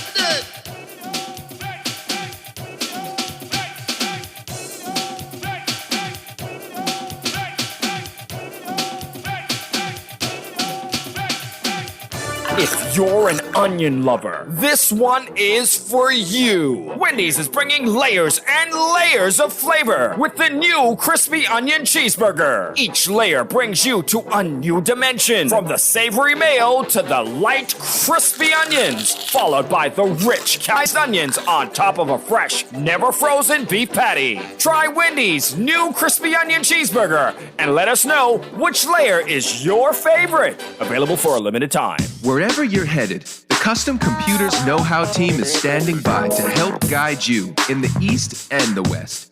We now have 2 convenient locations on Patton Street in Palmdale and our newest store in the Caves Village Shopping Plaza through the Blake Road entrance. Discover the latest products by top international brands and the knowledge you need to unleash tomorrow's technology today. Drop by Custom Computers out east or out west. We're open Saturdays from 10 till 4. At RBC, we know buying your new ride is a very personal experience with many decisions to make. That's why we leave the car choice to you and ask that you leave the rest to one of our RBC Auto Finance specialists, trained to provide sound advice and helpful solutions to make your dream car a reality. The RBC Auto Finance team is mobile, flexible, and will meet you almost anywhere. Visit rbc.com/lovemyride to connect with an RBC Auto Finance specialist in your area. In 2023, over 9 million visitors came to the Bahamas. This year, we plan on shattering that record. That's why tourism is everyone's business.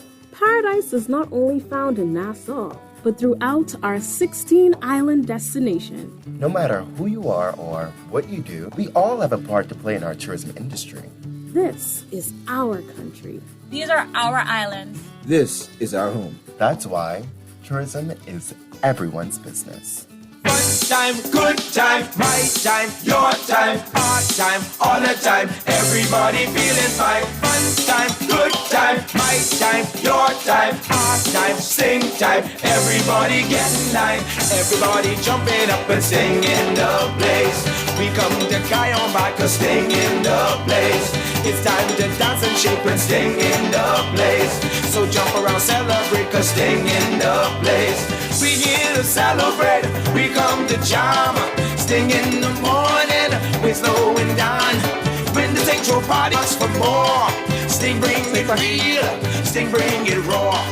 Everybody jumping up and singing. All right, welcome back to Morning Blend on Guardian Radio 96.9. I don't know, we're having too much fun this morning. Dwight ain't gonna let me come back. No, not us. You could be like you and DeAndre can't have a show together. Terrible twins. No. Okay. So 242 Day, we're celebrating 242 Day on Saturday, February 24th. This and every 24th of February. That's the 24th day of the second month. Show your Bahamian pride, fly your Bahamian flags, wear Bahamian flag colors, eat Bahamian food, create and listen to Bahamian music. Yes. Donate in sequences of 242. Do something 242 times or 2.42 times. Maybe that. Merchants consider pricing items at $2.42 or $24.20 or $242, etc. Let's have fun. And, you know, if it ain't worth $242, we got consumer protection on right now. Right here. Don't try it. Exactly. They tell us how to report you. Just because it's 242 Day. We find out right now how to make y'all get y'all act together. Oh, man. Welcome to the show, Executive Director of the Consumer Protection Commission, Ms. Sharmi Farrington. Good morning. It's Happy to have you. Yeah. Welcome to the fun. Happy to have you on. And we are talking about something you have coming up on Thursday. Absolutely. It is a educational forum. Absolutely. Educational forum that is planned for Thursday at the Bahama Grand Hyatt Convention Center. Mm-hmm. We are going to be talking about our new Enhanced Consumer Protection Act 2023. Yes. So, enhanced. Yes. Okay. Before we get all the way into it, just kind of give us an idea of what consumer protection does, for people who don't know. Absolutely. Well, consumer protection, we're basically concerned about protecting the consumer rights. Consumers have rights. Those rights have been detailed under the UN, 8 basic consumer rights, of course.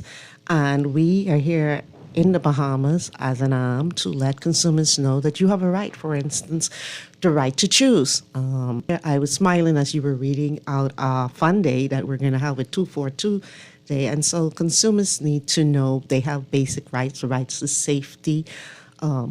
Coming up very, very shortly, we will have World Consumer Day where those rights will be highlighted. And so Consumer Protection basically is an agency under the Ministry of Economic Affairs, where our Honorable Minister Michael Halkitis, of course, and let me say a special shout out to our Permanent Secretary, Prenell King-Roll, and of course, our Chairman of our board, Mr. Walter Ferguson. Okay. So this forum that's coming up, who is that open to and what is it going to be about? Well, actually, the forum is open to providers. We are really specifically targeting providers of goods and services. Okay. What we want to do is to make sure that those providers are aware of their obligations under the new Act. Of course, as I said, the Act have been enhanced, so certain new provisions will be aid providers to understand what their obligations under the Act is. We had a record month last month in that we saw 60 complaints alone in the month alone of January to our office. You have to weigh that information in the balance when we would have, the year before, we would not have seen such a high peak in interest or complaints coming to us. In fact, in the year 2022 alone, we had 53. So the fact that January for the year, so the fact that January had 60 complaints can tell us that consumers are out there, they do have concerns, they do have complaints. And so what we want to do is to make sure that the providers of goods and services, who themselves, you will appreciate, are consumers, because we all are consumers, we all are buying products or engaging in selling some products. And so we thought would be advantageous because we, of course, we're never looking to be in an adversarial role. We always believe that education is key and prevention is a cure. So we thought, of course, which is free of charge, and bring the providers in the room. Let us explain the Act to them. Let us answer any questions that they may have. And we also will be joining hands with some of our sister agencies, of course, the Bureau of Standards. Of course, everyone knows IRCA, the regulator. And, of course, members from the central bank are likely to be in the room. And so we want them to come. Any questions they may have, they'll be able to ask us. Yeah. Okay, awesome. Now, I just want to kind of drill down into those 60 complaints that you got in January. If you could say what sectors were those coming from chiefly? Yeah, well, primarily still leading the way, of course, retail sales. Retailers. We see a lot of complaints coming. For instance, the public may go around and they may see a lot of what we call store policies. Persons have their store policy of no refund. The Act speaks specifically when consumers have refunds, particularly if you would have purchased a defective item or defective goods. It is not right for the provider of that item to tell you if you return a defective item that, no, you cannot get a refund.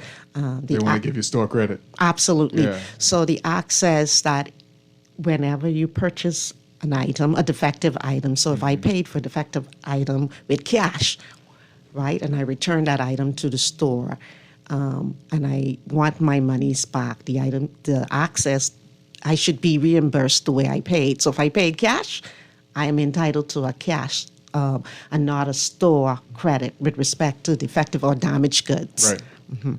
Okay. So is that one of the things that was placed in the new Act? No, that's been around. That's been around. Okay. What the new Act does, though, is allow more broad and comprehensive provisions with respect to, for instance, who can make a complaint. In the new Act now, for instance, the personal representative, so of your estate, they can make a complaint on your behalf.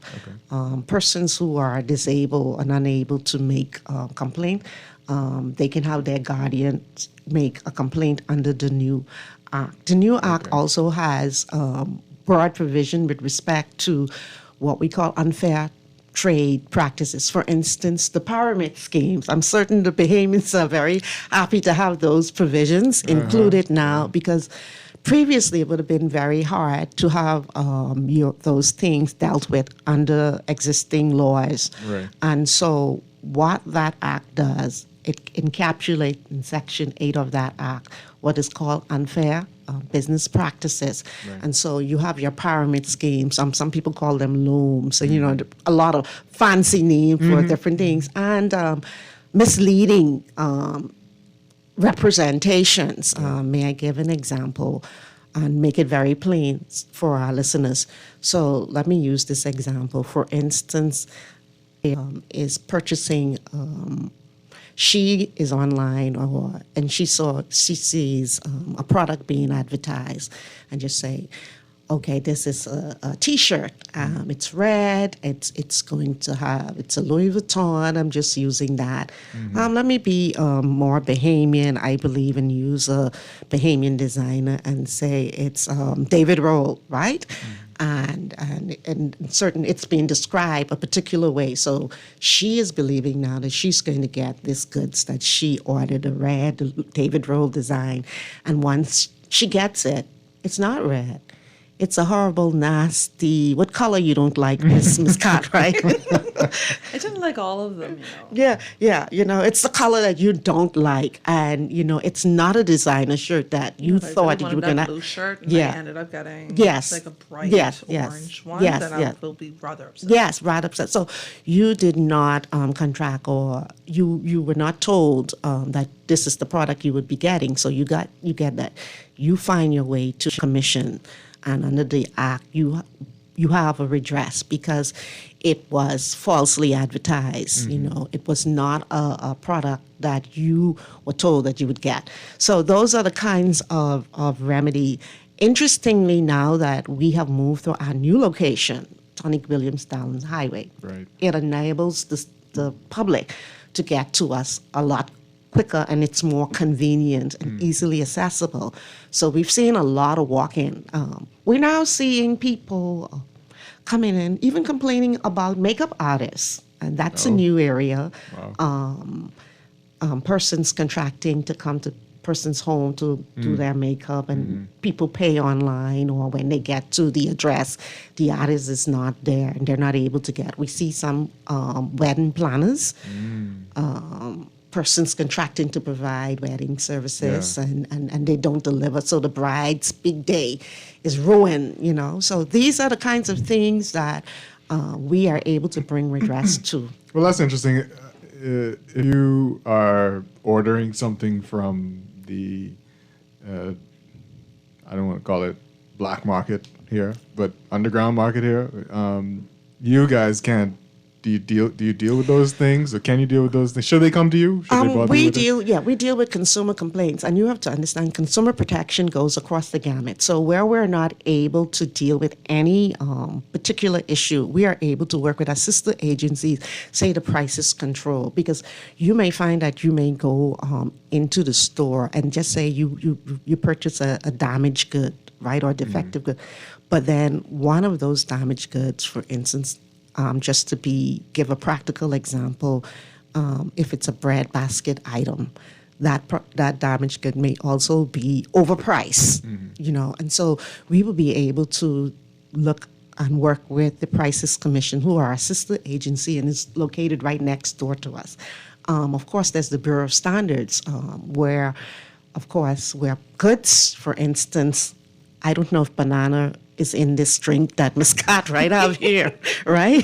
But just using sold by pounds in the store, and the Act speaks specifically to having scales in the store. So we're able to work with, let's say, the Standards Bureau, who comes out and they actually test your weighing tools to make sure that they're properly giving you, your money, the right readings and stuff. So we work hand in hand.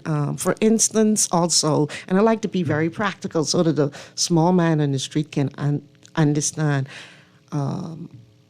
we've had complaints come to us from BPL, from Patelco. Now, we deal with the natural person's complaint. IRCA, of course, is the regulatory body. So what you will see happening in those instances, you will see us reaching out to IRCA and working along with IRCA and other regulatory bodies to make sure that the consumer, because our primary responsibility is to protect consumer rights. We investigate complaints under Section 5 of the Act. We also conduct surveys, right? And at the forum, you will see our complaints desk will be at the forum, so persons will be able to make complaints right there at the forum. They'll be able to come in, make their complaints. Ms. Cartwright, we have her complaints this morning. Why are you putting on the spot like this? It's interesting because I'm just seeing this on my way getting to this forum. I'm seeing her name and I'm like, oh, it's kind of familiar, but I didn't even know I would come right into the studio to Miss Cartwright here. She about to make up that big number for February. No, man, listen, I am very much happy to hear more from the entity that we can report our concerns to and hopefully get some resolution. I have a particular background, so it's almost like I try to go through the expected chains of inquiry with the entity from whom I would have purchased the things, and I haven't heard back from them just yet. So the next step, obviously, is to get you involved or whatnot. But I fancied from my informal research on the situation that I've experienced, it seems to be so commonplace to the point where I have been receiving feedback from my fellow Bahamians and residents. Are we still being triggered by that? Sorry. Who are saying that they've been experiencing this too, to the point, but they're not going to buy certain food products anymore.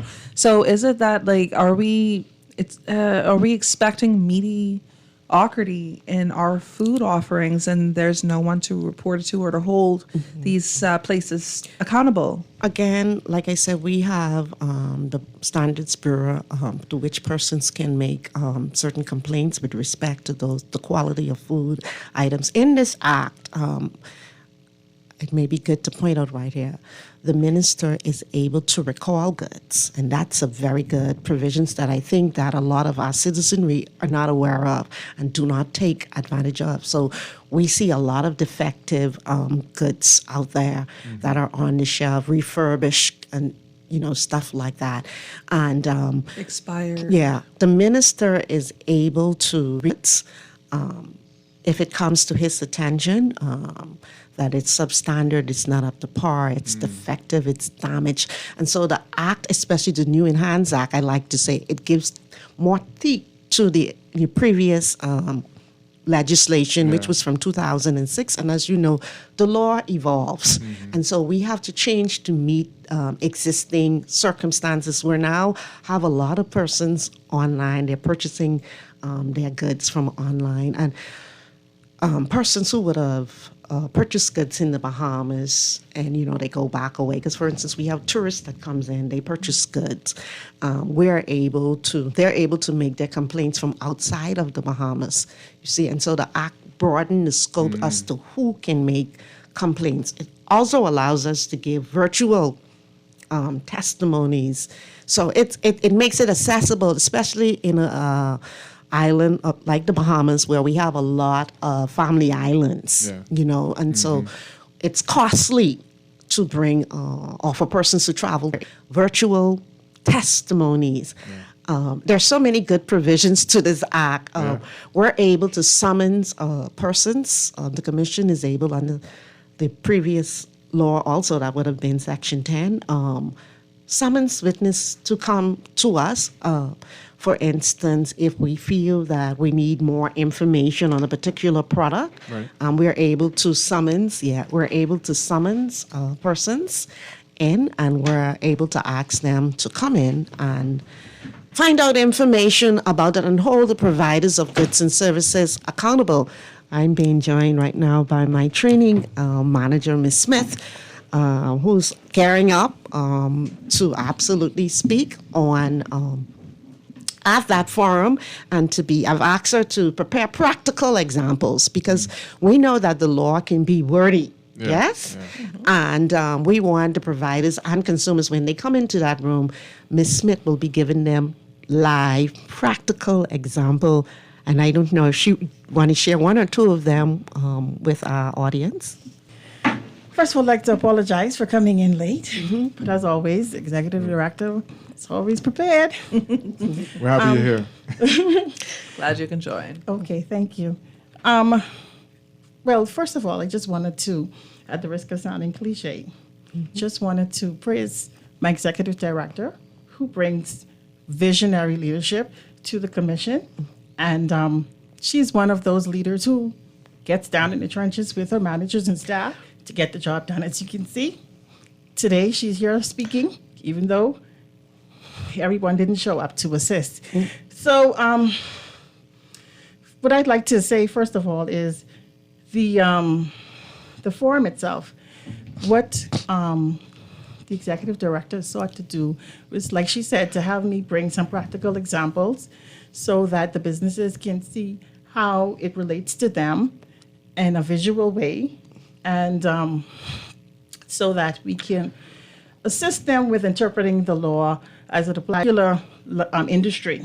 And so I think a good example would be a situation where, let's say, a contractor renovates your home, and maybe a week later or so you find that a sliding door isn't working, and you contact the contractor and they dilly-dally and they say, well, it's not their fault because they didn't actually create the door.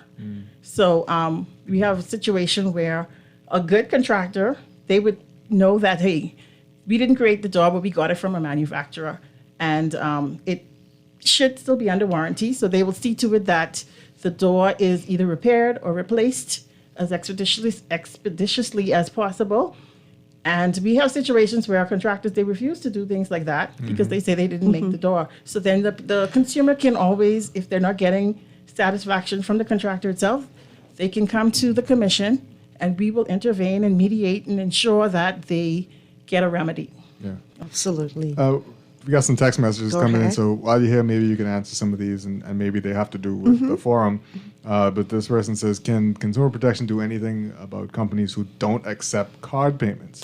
Oh, absolutely. Well, absolutely. That is, I'm happy that person asks about that, because that is one of the issues we intend to address at the forum. Of course, credit card services are usually dealt with under their merchants, agreements. What we can say is that we are working on that issue with the central bank, the ombudsman. We recently had meetings to deal with those specific issues, because we know that persons are out there, they're being told that, listen, you have to have a minimum payment or a minimum purchase.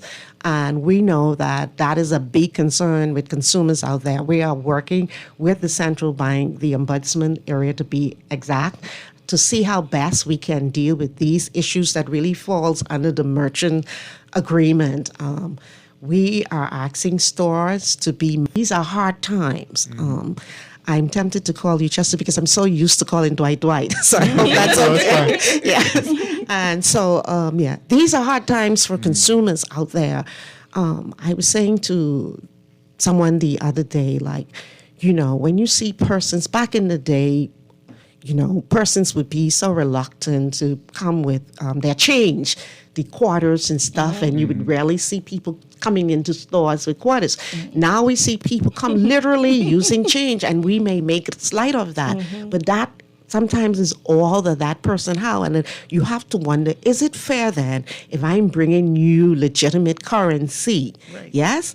And I come in with my $5 quarter to purchase my grits. And you may be thinking, oh, that's not such a big deal. Why can't it? That makes the difference in a home between whether or not that household will have something to eat that night. So I take that very serious, because I come from the inner city, y'all. I come from Andres, and I come from the inner city, and I do understand the plight of legislation like the Consumer Protection Act allows the small man to have a voice. And as you heard my training manager say, I do take this job very, very seriously because I believe that every consumer has a right to have their rights respected and protected. We got to wrap up and get to Morning Blend business, but give everybody the information about the forum one more time and tell them how they can join. Absolutely. The forum will be held on Thursday, the 22nd of February at the Bahama Grand Hyatt Convention Center. It's going to begin promptly at 10, but registration, of course, will be at 9:30. And might I add, in the Bahamian way, lunch will be included. You know just how to get people to be there. I like that. Executive Director Shambi Thank you so much. It's my pleasure. Thank you so much for coming. It's my pleasure. Thank you. Thank you. We're going to go wrap this up, and Morning Blend business will be right back. This is Guardian Radio, 96.9 FM, Nassau, Bahamas. The views and opinions of the hosts and guests are their own and do not necessarily reflect the position of the management and staff of Guardian Network. Wake up, it's a new day. Wake up, it's a new day.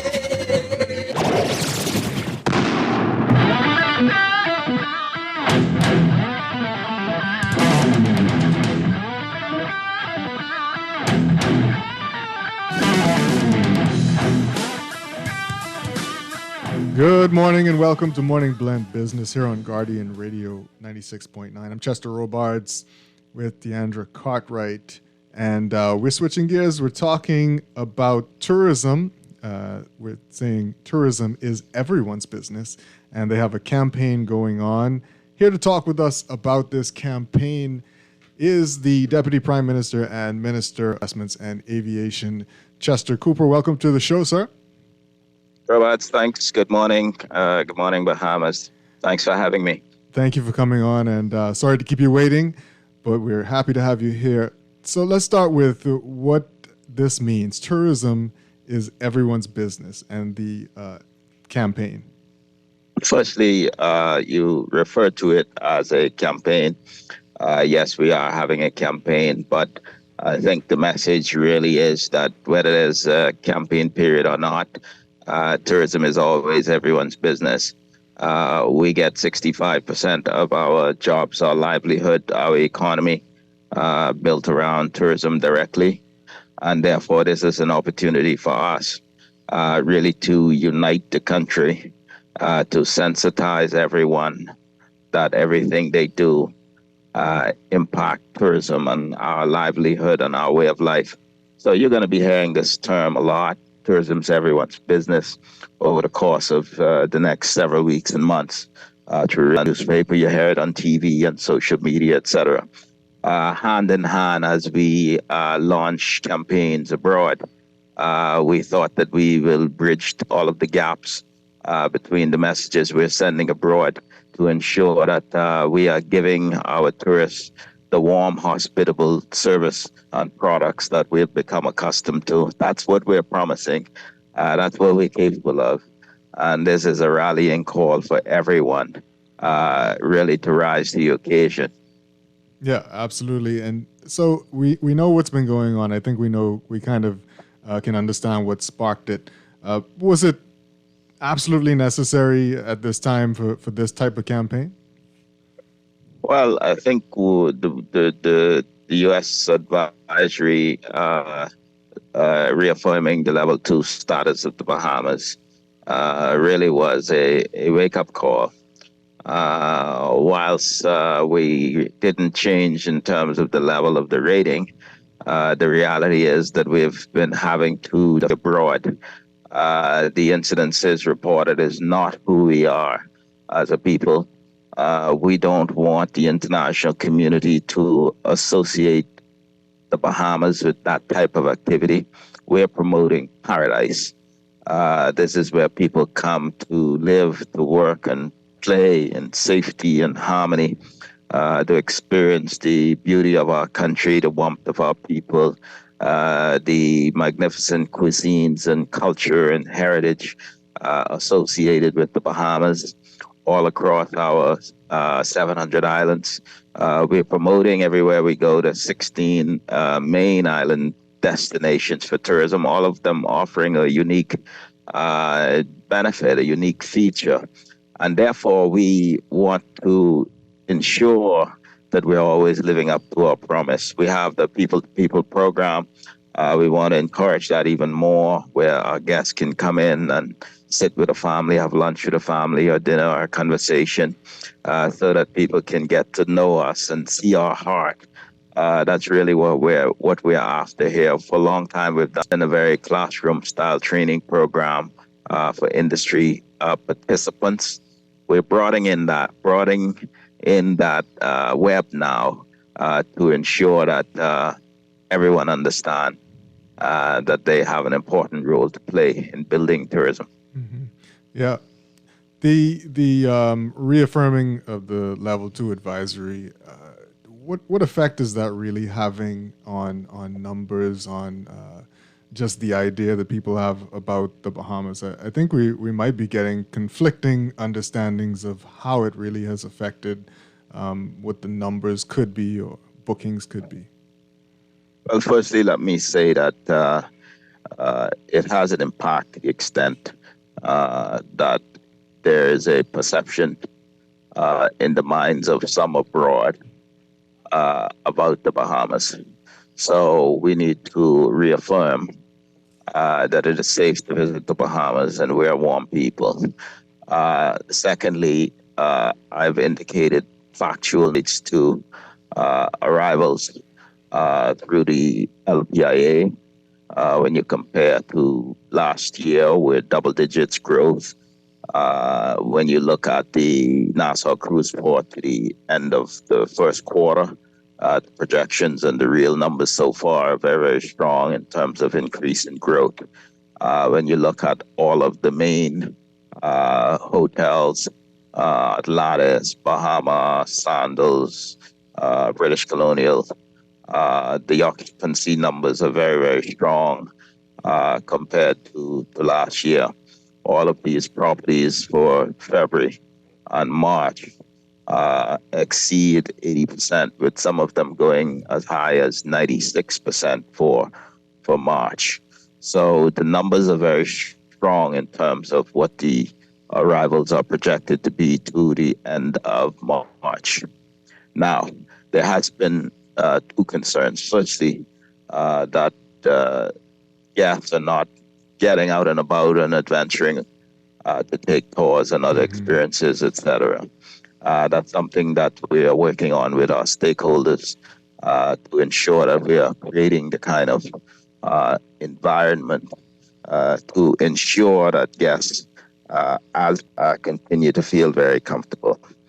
Secondly, the second area of concern is whether the level of or the rate and speed of bookings on places like some of the online booking engines is as fast as it was in prior years. That's a concern, and that's something we're watching. Suffice to say, we have a significant strategies to address that. We're working on all cylinders. We're ramped up our digital media and marketing over the next 3 months between now and June, and we hope that we will replace that concern. So the reality is, as I've outlined, the concerns are, as I have just indicated, understand the concerns and understand the trends so that we address them. Everyone's business means tourism is a business, and luckily I bring many, many years of business experience, and there are some business strategies required, which we're putting in place, but requires engagement of everyone to understand that they have an important role to play as well. So I'm doing my part. The Ministry of Tourism's team, we're doing our part collectively. We're meeting with stakeholders, and this is a very broad-based retail campaign to ensure that man on the street understands that tourism is their business too. And the example I like to use is that the convenience store in Fayette Avenue may think that they're not catering to tourists, but the reality is that 65-70% of all of their customers work in the tourism business. So it's everyone's business. We all have a cousin, a sibling, or a family member who working directly in tourism or indirectly for that matter. And therefore, we must all go apart understanding that tourism is everyone's business. Absolutely. And I'm glad you brought up the business side of it because I guess tourism released some information about the campaign, but also mentions celebrating upcoming authentic events and putting on cultural festivals and that sort of thing. Tell us a little bit more about why that's important as well. Well, we are beyond the beach in terms of what we offer. We offer sun, sand, sea.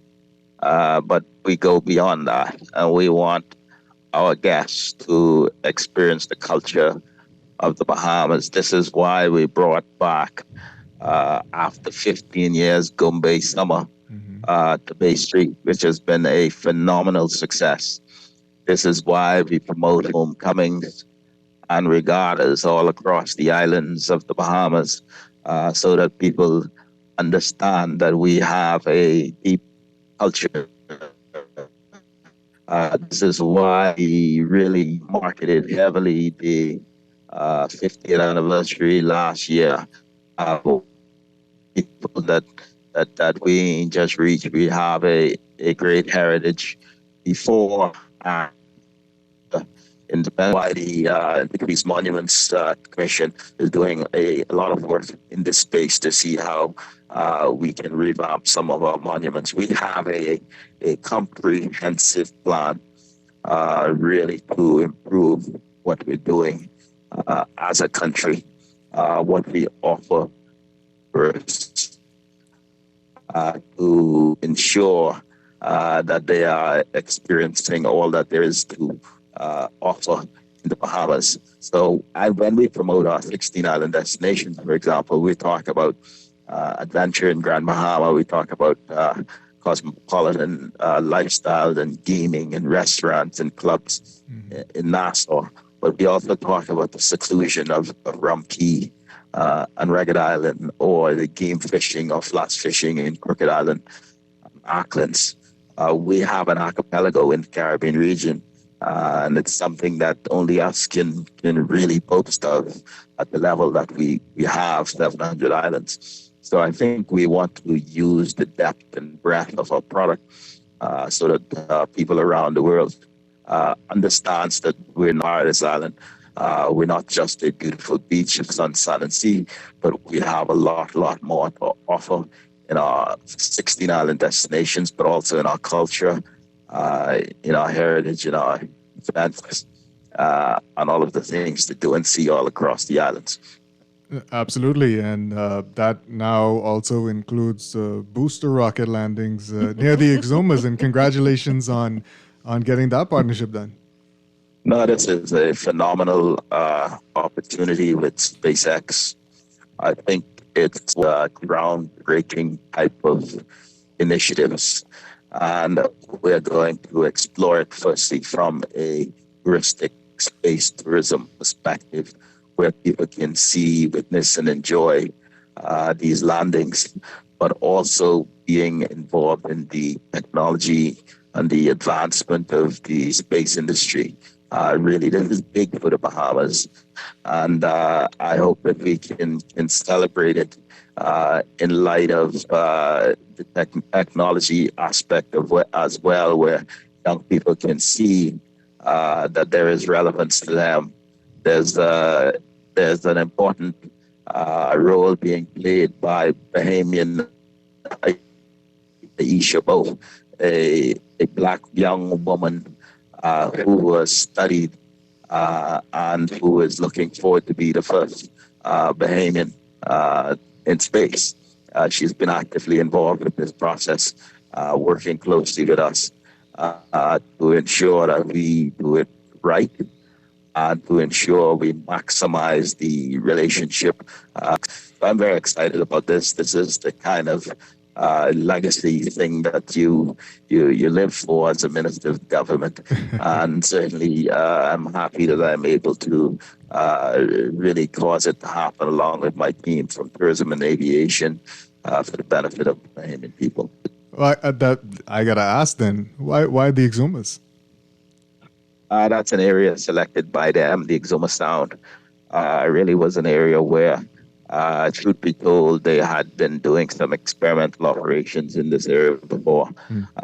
It's an area where, for technical reasons, they've determined that that's the best place. It's safe. It's safe, and it's technically in line with the direction that the rockets need to go.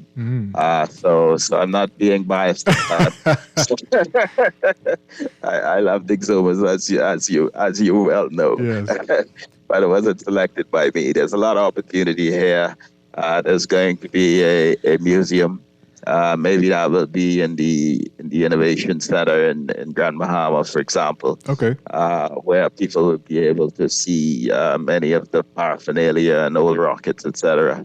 That we hope to be able to create as an opportunity for tourists to witness a part of what I believe we will at some point witness live in the Bahamas. There have been reported spottings of lights across the skies, etc. Yes. And we've never been sure what they were. And I think now we're hoping to bring regulation to this process and have the Bahamian people benefit as a result of our participation in space technology. I'm just wondering about, you said it's going to be in the Exuma Sound, and a lot of persons have already started asking about the environmental impact. So do we know anything about that just yet? Yeah, well, these landings are going to be on a barge, actually with high precision. This has passed all of the musters of the Department of Environmental Planning and Protection, etc. But really, if you look at some of these are test rockets that's going to be landing on a large marine barge, not in the water itself. That is excellent. Again, congratulations. I'm a bit of a space geek, so this was exciting news for me. Thank you. Any expansion in the future? I know this was probably a closely held secret, but are the talks kind of furthering on what might be able to on other islands, maybe? No, I think this is the just beginning of many things we're working on. And we look forward to growing with the technology, growing with SpaceX. Really, it's a large operation with great investments, and therefore, we're going to grow with them. This is new for the Bahamas, and I assure you and the Bahamian public that we would have gone through all of the regulatory protocols required to make sure we're doing it safely. Yes. Sir, is it possible, or perhaps this is a part of the negotiations that will be happening, where there will be investments into young persons, into having the avenues to get into doing this? Of course, SpaceX has done quite a lot. They have a lot of younger folks working for them. So it would be a brilliant opportunity to actually see more Bahamians involved in space activities, whether that be on the ground or in the air. So it's definitely a part of the negotiations to ensure that there's going to be a program for the young people. It's a part of the deal, quite frankly. So when we talk about space tourism, that's the observatory part. When we talk about space technology, that's a participatory part. So there is commitment already for programs in schools for involvement directly by young Bahamians. This will be the beginning, I'm sure, of many persons participating and studying in this space as well. Wonderful. I'm sure the University of the Bahamas would be very highly excited about such an opportunity, So it'd be great to hear about that. Just want to ask you, there's a text message coming in asking about, and this probably is along the lines of the tourism being everybody's business, but just downtown, I know you have some plans coming up for some cosmetic work downtown, but just speak to what you'd like to see more Bahamians doing, maybe store owners doing, maybe stall owners toward Junkanoo Beach doing, just to improve the product that we have now. Well, let me tell you firstly about some of the big ticket things we're doing. We have a plan in the works to revamp Junkanoo Beach, firstly. Secondly, we're going to be working on a massive plan on Market Slope opportunities there. Thirdly, we should be launching an incubation center with about 10 new young entrepreneurs. This is a pilot program for what we're going to do on a more massive scale to create authentically Bahamian experiences. All of these things create opportunities for entrepreneurs. So we invite Bahamians to reach out, small business, to reach out to the Tourism Development Corporation and see how we might assist them in terms of getting in business. This is one of the things we want to do to create opportunities, to empower Bahamians and to create jobs. As it relates to the downtown revitalization business, you know that we have demolished many of the old derelict buildings. So we're calling on Bahamians, we're calling on store owners really to revamp their storefronts, to improve their buildings. And in cases where we determined that a demolition is the way to go, to cooperate with us to ensure that we're advancing and improving Bay Street. We have a lot of great things in store. We're going to be revamping bus stops. We're going to be creating some pedestrian-only streets. We're going to be creating some food markets, some big things in the works for downtown Nassau that we're going to be rolling out over the course of the next several weeks. We're not going to stop doing it because this is the gateway for 5 million tourists who come to the Nassau cruise port. Really, it's the gateway for persons traveling from the airport onward to Paradise Island and elsewhere. We want to create a buzz in downtown Nassau that's going to create economic activity for Bahamians. So when we talk about a buzz, we need to have businesses with a buzz, restaurants, lots and lots of them of different types of cuisines, hopefully fused with Bahamian. Next, we need entertainment. We need clubs and entertainment activities, whether it's culturally immersive experiences, using digital technology, whether it's traditional types of shows that guests can go to. It often distresses me when people come to the Bahamas and they say we can't find enough places to eat or we can't find enough things to do. Mm-hmm. So we're calling on Bahamians to create experiences so that we can increase the level of spending of tourists, firstly, but also make sure that all of our guests have a really great time. There's been a lot of concern about tourism and tourists not spending enough, for example. Yeah. And one way to get them to spend, so this is what we're very focused on. Yes, we've been talking about creating linkages to tourism, and that sounds like a technical imperative, but really it's creating opportunities, creating businesses, creating experiences, and that's what we hope to be able to do in an aggressive way over the course of the next months and years. Yes, absolutely. I guess in my professional capacity, I don't get to say to you personally when I see you on the street that you're doing an excellent job, you and your team. And thank you. Appreciate you speaking with us today about this Tourism is Everybody's Business initiative. And we wish you every success with it. And it's really my pleasure. I'm happy to be able to serve the Bahamian people. I really enjoy the job as being Minister of Tourism, and don't tell the Prime Minister, but I would do this job for free. He may just take you up on that, sir. Yeah, right. So we won't tell him. Thank you very much. Thank you so much, Have Minister. a good one. Have a good day. All right, take care. Bye. We're going to go to a break. We'll be back with the morning business report. No? Oh, he made it right. Okay, we won't go to a break yet. We won't go to a break yet. But We're about to, though. We're back? Oh, there he is. Yeah, we're going to go to a break now. How y'all doing? All right. Hello? And we'll be back.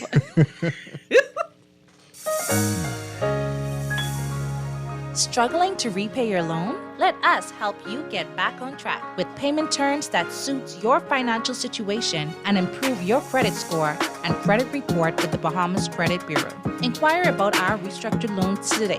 Call us at 356-7764.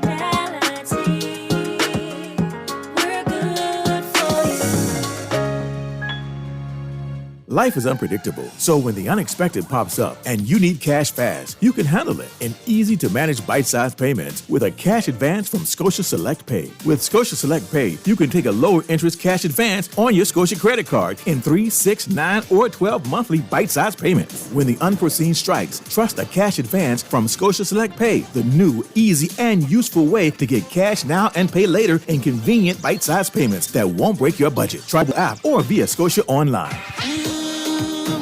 Fish Fry Friday is back at Margaritaville, downtown Nassau, a 12-volt bar featuring the big band Visage with the latest soca music. Admission is $25, one complimentary drink included.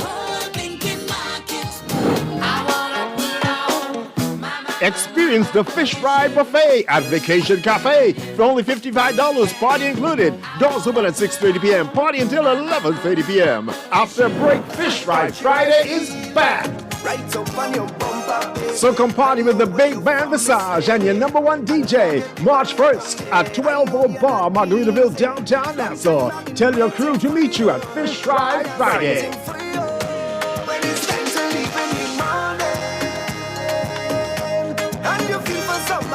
This is Guardian Radio 96.9 FM, Nassau, Bahamas.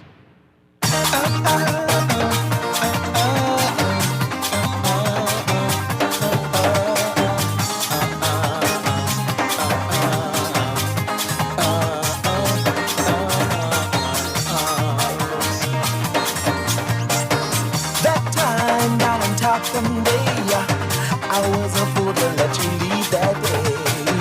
I was a fool.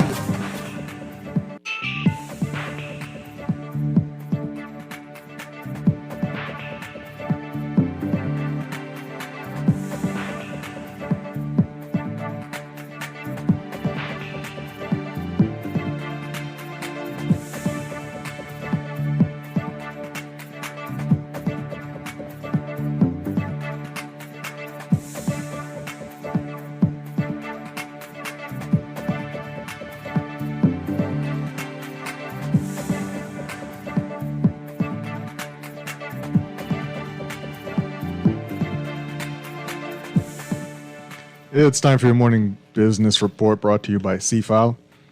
Deltec Bank and Trust is making international headlines once again as lawyers tending to a class action lawsuit seek to bolster claims that the locally domiciled bank was somehow complicit in a scheme involving former FTX Chief Executive Officer Sam Bankman-Fried. B&M Bloomberg reported over the weekend that in amendments to an existing lawsuit filed against Deltec, the bank's founder, Jean Chalopin, and several other high-profile people, more information on the relationship between Alameda Research, cryptocurrency stablecoin Tether, and Deltec. The BNN Bloomberg article says the lawsuit alleges that Bankman-Fried's hedge fund, Alameda Research, fueled the growth of Tether using in part a secret short-term line of credit worth billions of dollars from the Bahamas-based Deltec Bank and Trust. Tether is not being sued in the case. It also claims that Deltec helped Bankman-Fried misappropriate customer funds by transferring them between accounts for his exchange FTX and Alameda. Deltec had more than enough reasons to be suspicious of the transfers, according to the lawsuit. Deltec said in a statement that it is aware of the expanded complaint and continues to characterize the claims in the court documents as baseless. The bank adds that the complaints also do not belong in the jurisdiction of the U.S. And FTX liquidators seeking local real estate firms to sell FTX properties. Those joint official liquidators of bankrupt cryptocurrency exchange FTX Digital Markets released a notice on Friday asking for expressions of interest from local real estate firms that wish to act as agents to sell owned by FTX. In January, a U.S. bankruptcy judge authorized an order allowing for the sale of $222 million worth of luxury real estate once owned by FTX. And the Free National Movement is concerned that the country is behind on its implementation of the 15% global minimum corporate tax and could lose out on the revenue earning change to countries that have already implemented the tax. According to the opposition leader, Michael Pintard, in a statement, given that the government has indicated its preference for the Pillar 2 rules of the tax as outlined in a taxation green paper circulated by the government last year, the move to implement the tax scheme should move faster. The opposition was pleased, they said, to meet with officials from the International Monetary Fund's technical team and Ministry of Finance officers for further discussion on the government's commitment to the global minimum tax.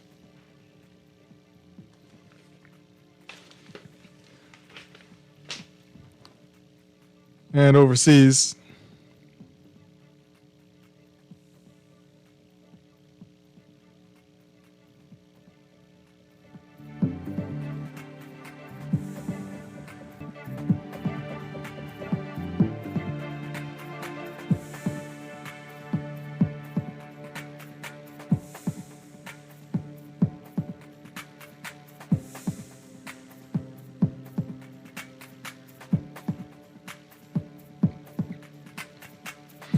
the Biden administration said Monday that the government intends to provide $1.5 billion to the computer chip company Global Foundries to expand its domestic production in New York and Vermont.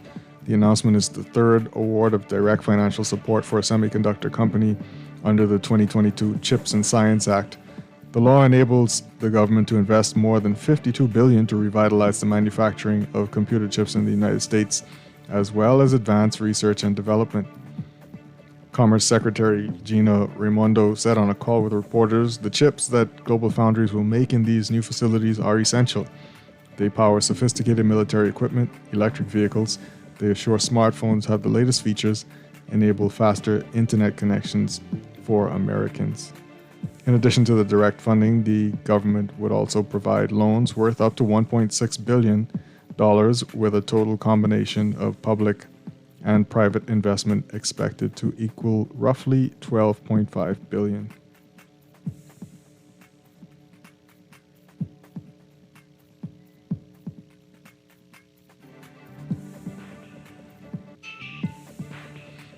And U.S. lawmakers are raising alarms about what they see as America's failure to compete with China in biotechnology, warning of the risks to U.S. national security and commercial interests.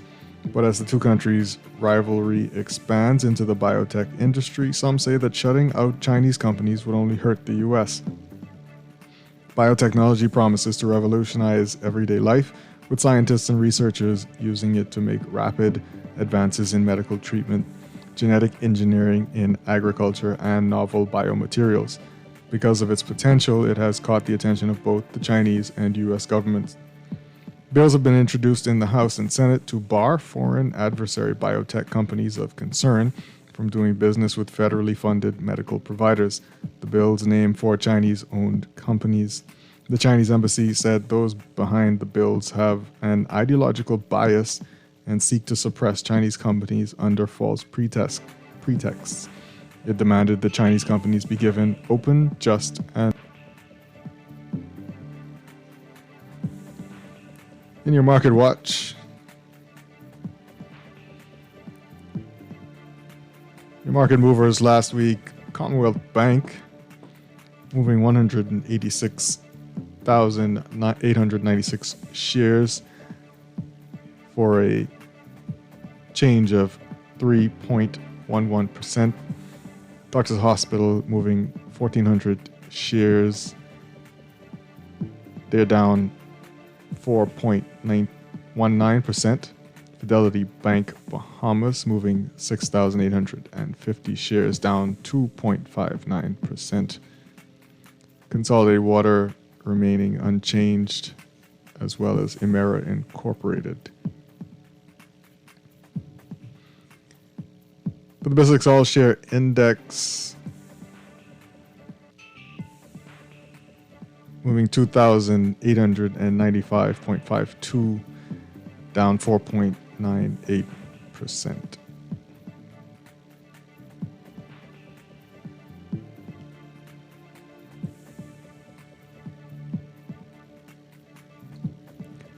That's your morning business report brought to you by CFAL, growing wealth for future generations.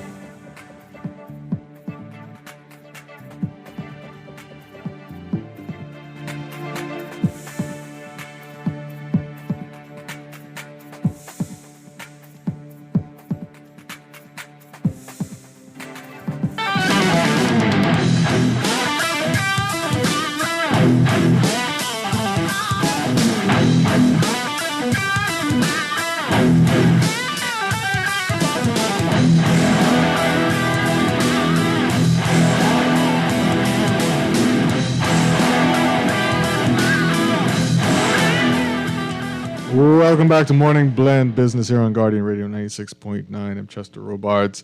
Unfortunately, Deandra had to leave us, and I thank her again for being here with me. Some of these text messages that were coming in while we were talking to the minister, didn't get to them. I apologize. But maybe he's still listening. Good morning, Chester. I traversed the JFK Drive. Those areas are the first thing visitors see when they land, which is a horrible first impression. Can we ramp up the cleaning, not just there, but on the entire island, and ensure that the persons being paid to clean are doing their jobs? More Bahamians also need to maintain their properties and communities. I'm glad you added that last part in there. That is the big caveat. You know what? Stinking nasty people got to stop littering. And I really am tired of seeing people throw stuff out of their car windows. People walking down the street just undoing a candy wrapper or whatnot, a bag of something they done with, and they're just throwing it on the side of the road. No care at all. You know what? Shove it in your pocket, leave it in your car until you could throw it in a trash receptacle. The streets of New Providence are not your trash receptacle. Maybe you could remember that. And if you see somebody doing it, I don't know if you call them out on it, because people around here are crazy. But for heaven's sake, if you're listening to the radio right now and stop littering, please stop throwing trash out of the window. And yes, I'm sure there are lots of places that need to be tidied up. But also, as tourism is everyone's business, the cleanliness of the island is everyone's business. Maybe if you're out for a little walk, maybe a nice little outing would be to take a trash bag, some gloves, some hand sanitizer with you, and go for a nice long walk along some of those corridors and clean up some trash.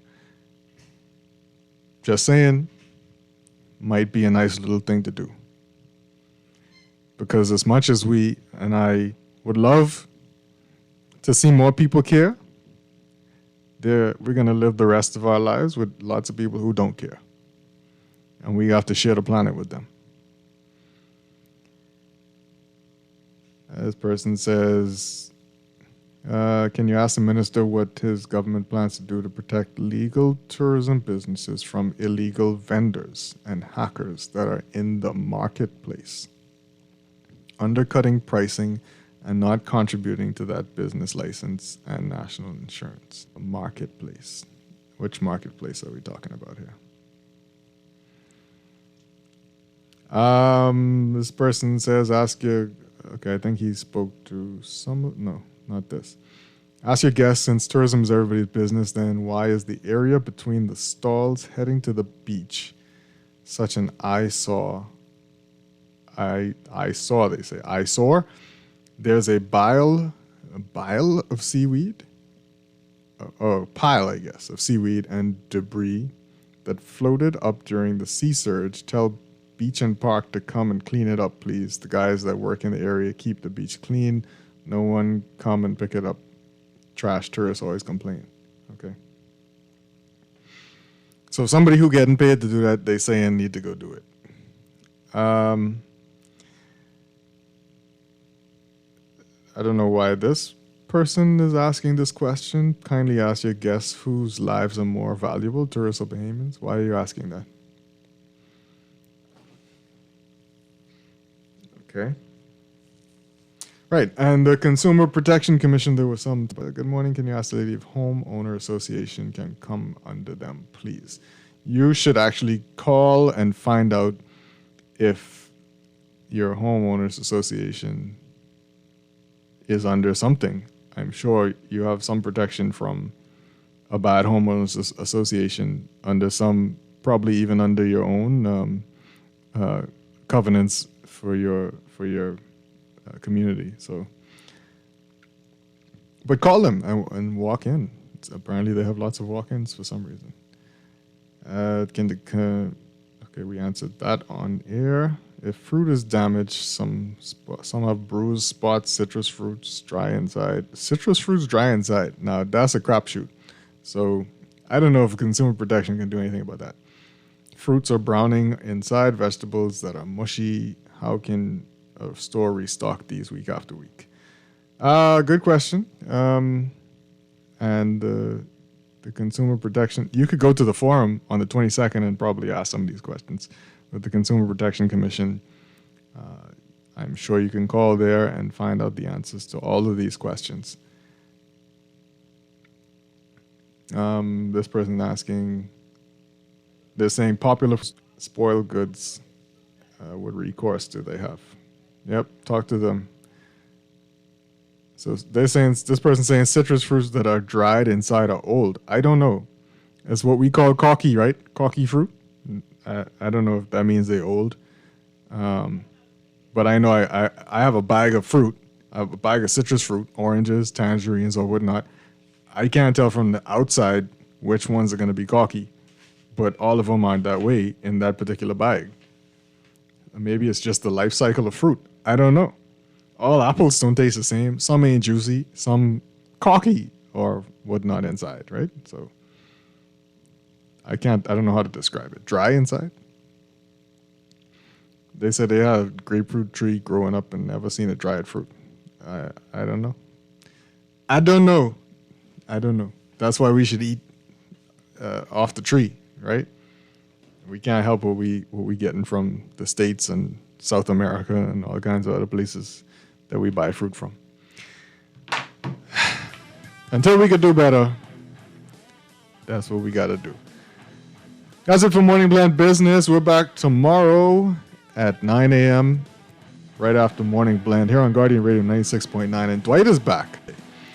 Stay tuned for On the Clock with Aaron Green up next. Have a great day and be blessed. Bahamas, be good to each other. Stop littering. Talk to you later.